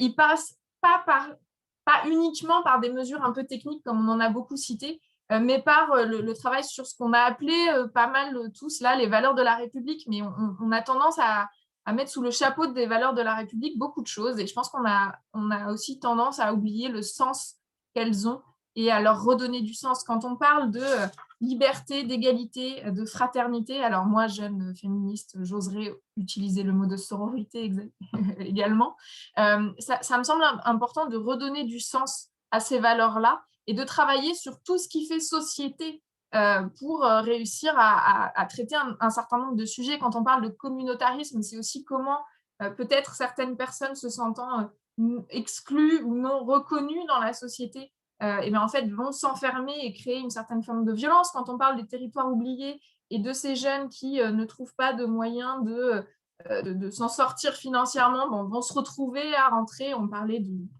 Nicariou parlait du sujet de la drogue, qui est un sujet aussi vraiment important dans notre arrondissement. Mais en fait, pour moi, c'est comment on fait société ensemble qui va régler un certain nombre de sujets de tranquillité publique, ou en tout cas de délinquance du quotidien, ou de ce sentiment d'insécurité et de violence qui augmente. Donc, on a tendance à séparer sécurité du reste d'un programme de gauche qui fait société de gauche, alors que pour moi, chacune des actions qu'on pourrait mettre en place sur l'éducation, sur la citoyenneté, la démocratie, bien évidemment, comment les citoyens se réemparent aussi d'un certain nombre de sujets et de décisions, et notamment sur les sujets de sécurité, pour moi, ça me semble vraiment important. En tout cas, il me semble important, avant de rentrer dans les propositions techniques, de redonner un peu de sens à cette société de gauche qu'on souhaite mettre en œuvre, à ces valeurs de la République qu'on utilise à tout va, pas forcément tous avec la même définition d'ailleurs, et je pense que ce serait important de se poser là-dessus. Et derrière viendront des mesures plus techniques, mais pour moi, sur un programme commun, il y a aussi quelle société on fait et comment globalement tous ces enjeux-là répondent à des enjeux de sécurité et de tranquillité publique. Merci Fanny. Je passe la parole à Marie Montoni. Elle m'a entendu? Bonjour Laurent, bonjour à tous. Bonjour. Alors, pour Nouvelle Donne, une politique de sécurité doit être axée sur un ensemble d'actions de prévention, sur la réforme des moyens d'action de la justice, de la police et de l'administration pénitentiaire, ainsi que sur la coopération européenne. C'est un vaste sujet. La sécurité est bien plus vaste, transversale et complexe que ce que certains partis politiques, notamment de droite, voire même certains médias veulent bien nous faire croire. Pour nous, la question de la sécurité est indissociable, et je rejoins ce qui vient d'être dit, du type de société que nous voulons construire et faire émerger. Non seulement pour notre pays en premier, mais aussi pour l'Europe et pour le monde en général. Donc, c'est répondre à un certain nombre de défis, des défis auxquels nous avons été confrontés et qui, au fil du temps, finalement, reviennent de manière récurrente et plus particulièrement avec des drames qu'on a connus en lien aussi avec des baisses de moyens. Donc, répondre au défi de définir une stratégie nationale contre le terrorisme qui intégrera la prévention, puisqu'on ne le dit jamais assez, la prévention, la détection et la réaction et une réaction rapide. Prendre des sanctions contre les États qui soutiennent le terrorisme, développer aussi une stratégie nationale de cybersécurité pour garantir la continuité des missions en cas d'attaque et veiller aussi à préserver les libertés individuelles. Organiser un débat démocratique sur les grandes orientations politiques de défense, dissuasion nucléaire, exportation d'armement, créer, et c'est un peu quand même au cœur du sujet, une véritable police de proximité, la réinstauration de la politique des îlotiers pour retisser le lien police-population qui nous fait bien défaut depuis pas mal de temps et qui fait qu'au fond, la sécurité, par moment, bascule plutôt vers un sentiment d'insécurité. Bien redéfinir les missions des polices nationales et municipales. Parfois, c'est un petit peu compliqué de s'y retrouver. Par exemple, police nationale lutte contre le terrorisme ou la criminalité et police municipale chargée de la gestion des incivilités. Développer un vrai programme de formation des forces de l'ordre. Comme il a été souligné tout à l'heure, des écoles de police ont été fermées, mais il y a le nombre, certes, mais aussi le contenu, avec des notions qu'il convient de porter très hautement au niveau de la formation, de la laïcité, du racisme, du lien social, avec des techniques d'apaisement, faire intégrer les sciences sociales.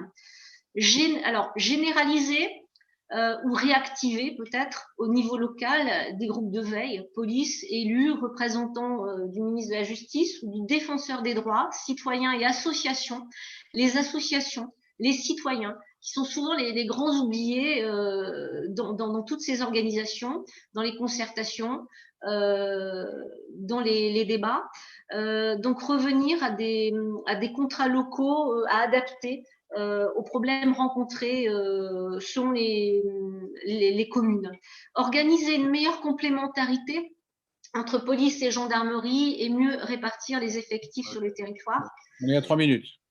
Enfin, doter la justice de moyens dignes d'un pays développé, la rendre plus simple, plus rapide, plus accessible à tous. Mettre l'accent, on le dira jamais assez, sur la lutte contre la fraude fiscale, la délinquance financière et la corruption.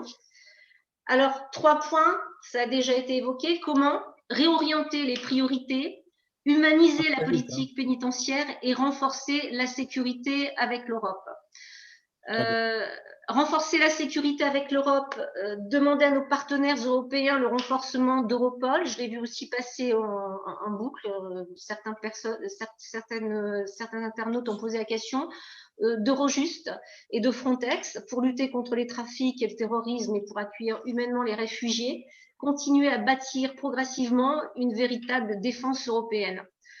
Humaniser la politique pénitentiaire, mettre en œuvre une politique d'emprisonnement humanisée, orientée vers la réinsertion pour éviter la surcharge des prisons, on ne le dira jamais assez, source de récidive et de radicalisation, en instituant un numerus clausus plus contraignant par prison, en créant plus de prisons ouvertes pour des fins de peine sur le modèle des pays nordiques.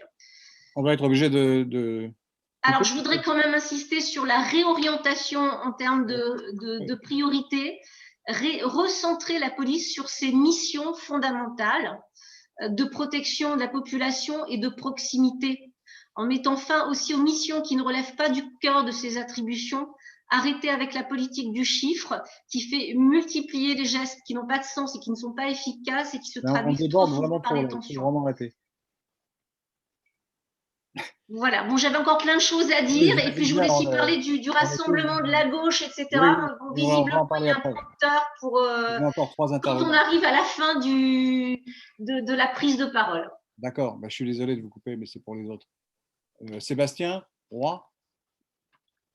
Oui, moi je vais partir d'un constat assez simple que je vis au quotidien dans mes fonctions, vu que je suis responsable prévention et sécurité dans une ville de banlieue parisienne, pour le coup de première couronne, qui s'appelle Saint-Ouen.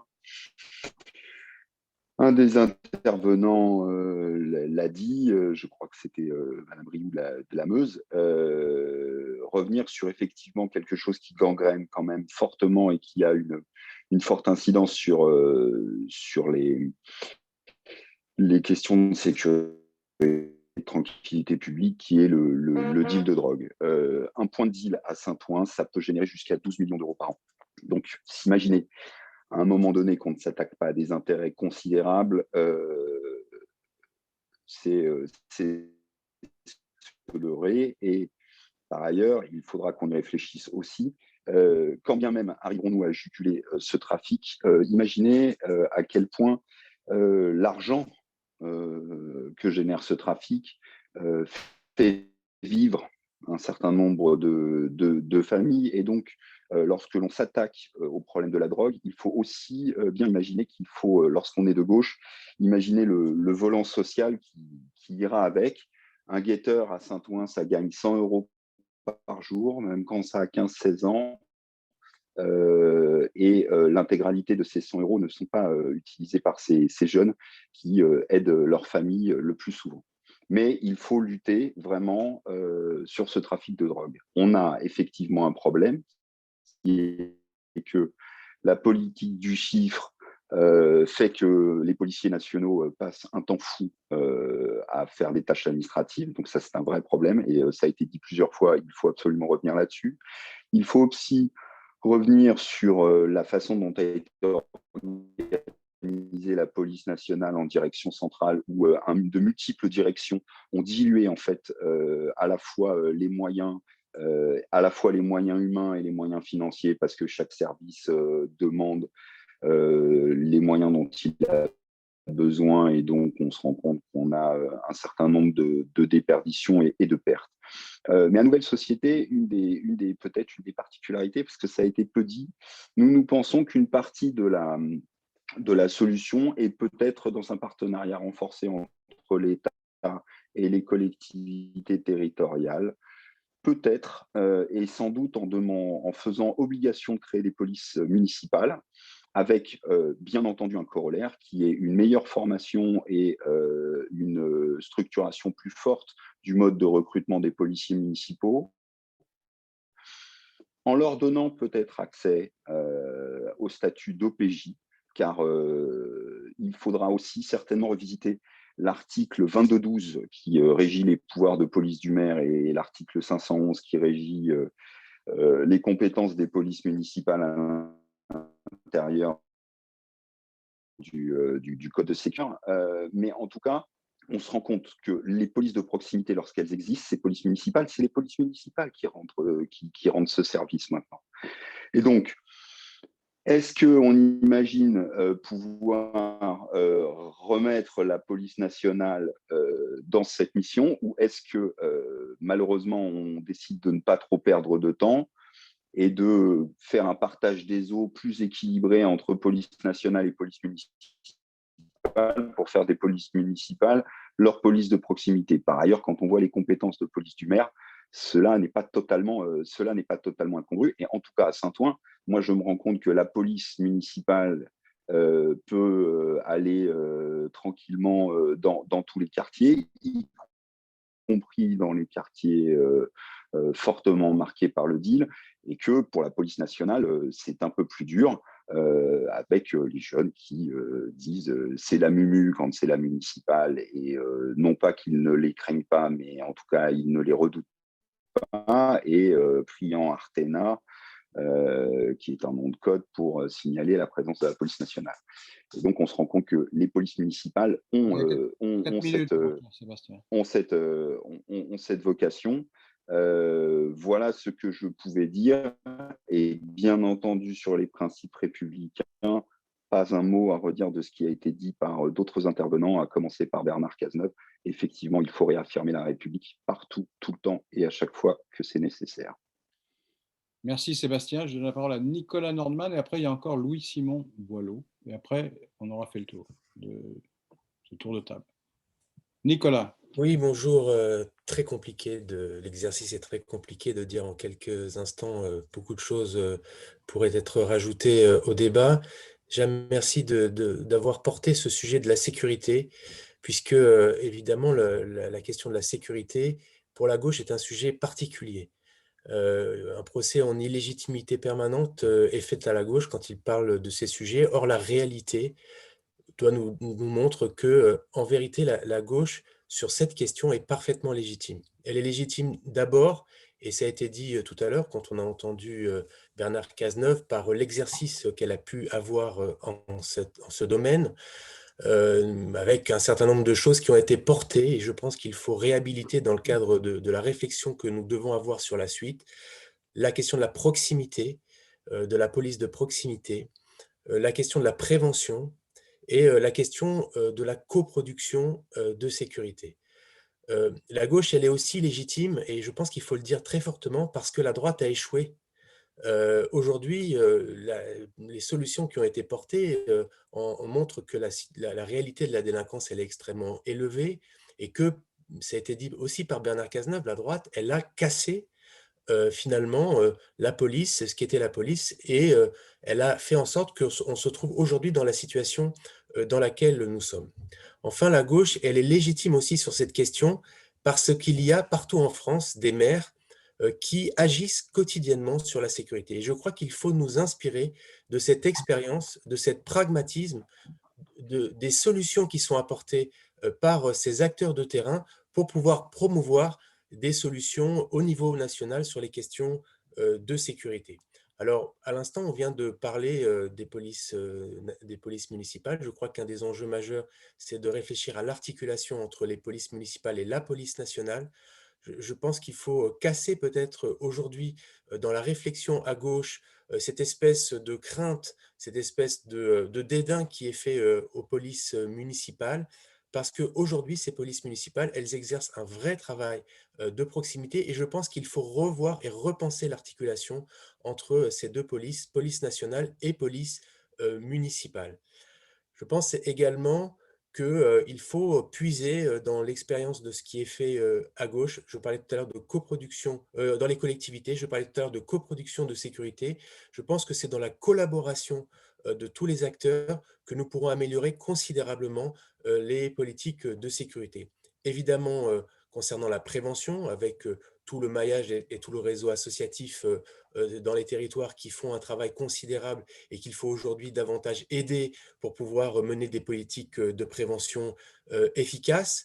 Je pense, je viens de le dire, la collaboration entre l'échelon des polices municipales et de la police nationale, mais aussi sur toute une série d'autres sujets, par exemple sur la prévention de la récidive, la question des peines alternatives à la prison, des choses qui doivent être mises en place, qui ont été mises en place au niveau local, et je pense qu'il faut pouvoir les développer et les mettre en place au niveau national.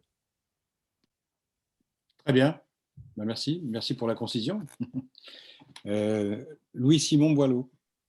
Oui, bonjour, merci beaucoup Laurent Geoffrin. Je suis donc l'attaché parlementaire de Paula Forteza qui malheureusement ne peut pas être parmi nous. Paula Forteza est députée des Français d'Amérique latine et des Caraïbes, membre du collectif Écologie, Démocratie, Solidarité. Et elle travaille beaucoup sur les liens entre numérique et sécurité. Et donc, c'est l'intervention que je vais vous porter aujourd'hui. Donc, quand on parle numérique et sécurité, généralement, on a deux problèmes qui se posent. C'est un, le problème de l'urgence. On pense que les sujets du numérique vont pouvoir régler un certain nombre d'urgences, qu'elles soient dans le domaine terroriste ou dans le domaine notamment aujourd'hui sanitaire. Et on a un deuxième problème, c'est que généralement, c'est des sujets très complexes. Et donc la gauche, elle doit se définir une doctrine qui essayent effectivement non pas de crier à Big Brother tous les matins dès que la nouvelle technologie est utilisée, ni néanmoins tomber dans une certaine forme de solutionnisme, à savoir que la question du numérique pourrait tout régler, tous les problèmes. Et je veux prendre quelques cas très, très concrets, notamment sur les données personnelles. On voit aujourd'hui un glissement qui a été opéré par le ministre de l'Intérieur, Gérald Darmanin, qui fait qu'un certain nombre de fichiers, les fichiers PASP et les fichiers JPASP, gendarmerie et police, aujourd'hui prendront en compte plus uniquement des questions qui sont liées aux actions politiques d'un certain nombre de personnes, mais aussi à leurs opinions politiques. Et donc, ce glissement un peu dangereux nous incite à devoir construire à partir de maintenant tout un ensemble de voies de recours pour que tout un chacun, toute une personne puisse avoir la possibilité de solliciter ces fichiers et savoir quelles sont les données aujourd'hui qui sont concernées. Le deuxième point, c'est la question de la reconnaissance faciale. Il y a aujourd'hui une grande incertitude autour de cette technologie qui se développe. Certains demandent des expérimentations, d'autres demandent carrément leur utilisation, notamment à Nice. Il faut faire très attention à ça et essayer de cloisonner, essayer de limiter l'utilisation de la technologie de la reconnaissance faciale à ce qui est de l'ordre de l'authentification et non pas de l'identification. Ça implique l'authentification, le consentement. C'est exactement ce qui est aujourd'hui fait. Par exemple, quand on a le système PARAF à l'aéroport, quand vous passez à la douane, vous pouvez avoir le choix de passer devant une reconnaissance faciale, la PARAF, ou alors de choisir de passer devant un guichet. Donc, si on étend le champ de la reconnaissance faciale dans l'espace public, il faut faire très, très attention à ce que ce soit toujours dans le consentement des individus libres et éclairés. Et je voudrais prendre un dernier point qui est celui qui a été utilisé dans la question de la loi sécurité globale autour des drones, qui revient un peu à ces questions-là de données individuelles, mais aussi potentiellement demain d'utilisation de technologies d'identification, de reconnaissance faciale. Il faudra toujours essayer, quand on est de gauche, et en tout cas quand on veut construire un programme, de limiter le plus possible l'utilisation de cette technologie à des interventions au sol. Et il faut que ce soit limité dans le temps, par décision de justice, par décision d'un procureur, mais aussi parce qu'il y a dans l'espace des forces au sol, police municipale, police nationale, qui sont déployées. Donc, c'est un outil et non pas un substitut aux interventions au sol. Enfin, je voudrais dire deux derniers mots pour revenir sur le débat. Quand le débat était très large, était très riche, mais attention cependant à l'islam. Quand on parle d'islam, l'islam n'est pas un problème de sécurité. Le terrorisme, la délinquance sont des problèmes de sécurité. Le brouillage sur les différentes questions de la sécurité, où on mêle effectivement les questions liées au communautarisme, au culturalisme, à certaines pratiques qui viennent peut-être de culturelles de pays en Amérique, ne sont pas des questions de sécurité. Donc le brouillage, il faut faire très très attention à ne pas reprendre un certain nombre de concepts ou une tentative qui viendrait peut-être d'une partie de l'échiquier politique pour ne pas nous tromper nos propres idées. Et dernier point, on parlait beaucoup des caméras piétons au début et de leur utilisation et de leur effet positif. Nous, on a proposé par voie d'amendement, Paula Forteza a déposé par voie d'amendement la possibilité que ces caméras piétons que les policiers ont puissent être déclenchées à la demande des interpellés. Ce qui est créer un droit de déclenchement de ces caméras piétons qui ne serait pas uniquement le propre des policiers, mais qui pourrait aussi être celui des interpellés. Voilà quelques pistes de réflexion pour essayer de construire une doctrine de gauche sur la sécurité. Merci Louis-Simon, c'était un angle qui a enrichi la discussion, c'est très bien. On a fait un tour, l'heure tourne, évidemment c'est un peu particulier parce qu'on a écouté Bernard Cazeneuve qui s'est exprimé sur la longueur qu'il a choisie. Donc on va arrêter là sur la question de la sécurité, on va arrêter bientôt d'ailleurs parce que l'heure a tourné. Juste quelques minutes sur la question de l'union au fond des forces de gauche et notamment de la gauche réformiste. Il y a plusieurs initiatives qui ont été prises récemment. Les engagés y participent d'ailleurs d'une manière ou d'une autre. Mais il y a un certain nombre de participants à ces Zooms qui commencent maintenant à s'établir. C'est le troisième que nous faisons. À chaque fois, il y a à la fois une discussion approfondie et un compte-rendu et un débat subséquent qui doit déboucher à terme sur des propositions, ou si possible des propositions communes. Donc il y a une proposition au système, il faut se coordonner plus, faire en sorte que ceux qui participent à ce Zoom se voient plus souvent et articulent mieux leur action et leur réflexion, évidemment sans du tout porter une quelconque ombre aux initiatives qui ont déjà été prises et auxquelles personnellement je me joins. Donc est-ce que ça vous paraît utile, nécessaire. Je pense qu'il est utile et nécessaire de continuer de toute façon cet exercice. On le fait le premier dimanche de chaque mois.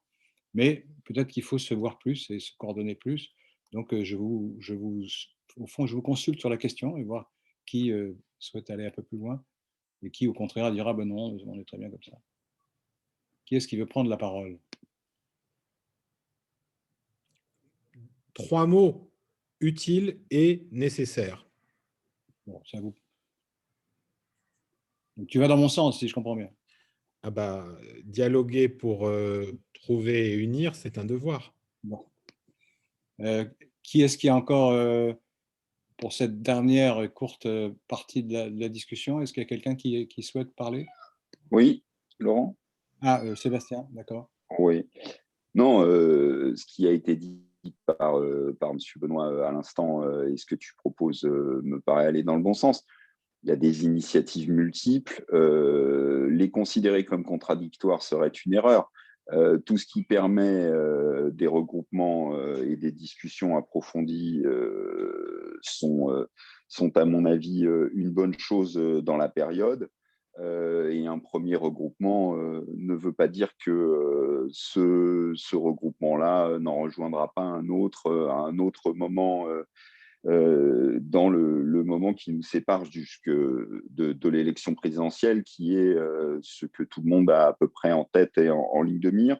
Je pense que ça doit pouvoir regrouper à la fois les différents groupes partis qui étaient présents autour de la table aujourd'hui. Ça doit pouvoir aussi accueillir des personnalités qui souhaiteraient rejoindre cette initiative. Et ça doit œuvrer à deux choses. Effectivement, une candidature d'un pôle de gauche réformiste à la présidentielle, mais aussi peut-être à une plateforme en vue des législatives ou une coalition en vue des législatives qui suivront la présidentielle. En tout cas, nous, à Nouvelle Société, nous y sommes totalement favorables. D'accord. Est-ce que quelqu'un d'autre veut intervenir? Oui, moi, Laurent, je veux bien dire un mot pour le PS. Évidemment, tout ce qui permettra, je m'inscris dans les propos qui ont été tenus par Cyril notamment, tout ce qui permettra à un moment de faire converger pour opérer, parce que c'est notre objectif, l'émergence d'une offre politique la plus large possible, doit être entrepris. Moi, le point de vigilance sur lequel j'attire notre attention, c'est qu'il faut que précisément on soit dans une démarche de convergence. Il y a des initiatives qui sont prises. Et c'est heureux parce que je pense que la multiplicité de ces initiatives démontre qu'il y a une attente, un besoin et sans doute un esprit de responsabilité qui est partagé. Donc, ce à quoi on doit être, à mon sens, collectivement vigilant, et je ne crois pas me tromper quand je dis que le Parti socialiste est particulièrement prêt à participer de l'ensemble de ces initiatives, c'est de veiller à ce qu'elles s'interpénètrent. Voilà, qu'il n'y ait pas de calendrier incompatible. Et je partage ce que disait Sébastien sur la nécessité aussi d'ouvrir potentiellement à autre chose qu'à des formations ou à des groupes constitués. Il y a des personnalités qui ont envie d'irriguer le débat à gauche et surtout de participer à cette démarche de rassemblement et de responsabilité. Donc il faut qu'on soit vigilant au fait qu'à un moment, tout ça doit s'interpénétrer. Mais je nous fais confiance collectivement pour trouver les voies et moyens. Voilà, c'est le point de vigilance sur lequel j'attire notre attention, mais en exprimant au nom du PS une totale disponibilité. Et peut-être se fixer un rendez-vous début juillet pour essayer de voir où on en est. Avec moins de contraintes sanitaires, tu veux dire? Oui, évidemment. Est-ce que quelqu'un d'autre veut s'exprimer sur la question? Ouais, j'avais levé la main. Alors, je n'engagerai pas, nous, la démocratie au nom de la démocratie, puisque, comme son nom l'indique, nous sommes très attachés au vote de nos militants pour nous engager dans quoi que ce soit. Mais je pense que ces formats sont intéressants, mais il faut aller plus loin, dans le sens où là, on est beaucoup chacun à présenter notre vision des choses, nos listes de propositions, etc., et pas forcément encore à converger. Et quand je parlais, ma toute première intervention dans le tout premier Zoom de la gauche, c'était, mais en fait, ça veut dire quoi la gauche? C'est quoi nos valeurs communes? Et je trouve qu'on ne se frotte peut-être pas encore assez à des vrais débats, c'est-à-dire des moments où on a vraiment des échanges les uns avec les autres, plutôt que des prises de parole où on arrive avec nos idées qu'on trouve forcément les meilleures, c'est les nôtres, donc qu'on partage. Mais peut-être avoir vraiment un temps de vrais échanges et de vrais débats, peut-être sur des sujets moins larges que ceux qu'on a même si ils sont vraiment importants, mais frottons-nous à ce qui nous divise vraiment, posons les vraies divisions sur la table pour justement trouver derrière les moyens de la convergence. Et à mon avis, ce sont sur des sujets, on se retrouvera sur des sujets de valeur, mais il faut qu'on pose les mots potentiellement qui fâchent sur la table pour réussir à avoir un vrai une vraie vision commune de la gauche. Quelles sont nos valeurs, quels sont nos objectifs de société communs, et toutes ces propositions techniques qu'on a tous et sur lesquelles on travaille tous, je n'ai aucun souci sur le fait que la finesse de la proposition technique se retrouve à 95% à mon avis entre nous tous, mais tant qu'on ne sera pas rentré dans le dur de qu'est-ce qu'on partage en termes de valeurs et de la vision de la société, et est-ce qu'on est vraiment bien tous d'accord là-dessus, on aura peut-être encore du mal à converger, mais ce n'est que mon humble avis. On va essayer de trouver un sujet qui nous divise très profondément. On va réfléchir. Non, mais sans qu'il nous divise, au moins qu'on en discute. Du temps de débat, voilà, du débat qui soit du débat. Poser trop qu'on va s'engueuler. Non, enfin, peut-être pas, mais au moins qu'on échange. Les médias qui disent que tout est division à gauche, on n'est pas si sûr. Non, la preuve, la discussion, on n'est pas tous d'accord manifestement. Enfin, on n'a pas eu le temps de creuser ce qui pourrait nous séparer, mais on sent bien qu'il y a des sensibilités un peu différentes. Mais si on était tous d'accord, on serait tous dans la même organisation, je suppose. Qui est-ce qui veut parler encore? Jean-Marie Alexandre. Oui, Jean-Marie. Moi, j'approuve la démarche de Laurent Geoffrin depuis le début, et j'approuve la suite qu'il propose. Tout est compliqué, mais ce n'est pas parce que c'est compliqué qu'il ne faut pas tout tenter. D'accord. Bon, merci Jean-Marie. Écoutez, si quelqu'un veut encore parler, parce qu'il est vraiment tard, là, hein, mais si quelqu'un veut encore parler, qu'il le fasse, que personne ne soit frustré. J'essaie de voir s'il y a des mains qui se lèvent. Je n'en vois point. Donc, de toute manière, on se retrouve, si vous en êtes d'accord, pour le prochain Zoom de la gauche. On va essayer de prendre un sujet, effectivement. Déjà, la sécurité, on pensait qu'il y aurait peut-être plus de divergences que ça. Mais on va prendre un sujet peut-être encore plus sensible. Après tout, il faut vider les querelles, les querelles, enfin, les discussions, en tout cas, si elles doivent avoir lieu, il faut autant les faire maintenant. Et puis, je vous enverrai peut-être une petite synthèse de ce qui vient d'être dit, là, de manière à avancer dans le sens dans lequel plusieurs d'entre vous se sont exprimés. Voilà, donc je ferai un petit texte, et puis on peut ensuite discuter de manière par une boucle ou bien par des échanges de mails éventuellement. Le meilleur moyen sera le mieux, mais je crois qu'on va pouvoir aller dans le sens de cette coordination plus grande, sachant évidemment, je suis bien d'accord avec notre camarade du PS, c'est qu'il ne s'agit d'aucune manière de négliger les autres initiatives, et que tout ça se fasse de manière transparente d'abord, et de manière à s'interconnecter facilement. Voilà. Je vais vous remercier tous maintenant. Et puis, vous êtes courageux, vous êtes restés jusqu'à 5h30, ça fait 2 heures. On essaiera peut-être la prochaine fois de ne pas faire aussi long. Et il me reste à vous remercier pour votre présence et pour votre participation chaleureuse. Merci de l'invitation, Laurent. Merci à tous. Merci, au revoir. Merci.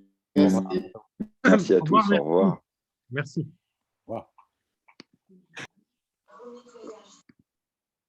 Ouais, j'ai fait la fin.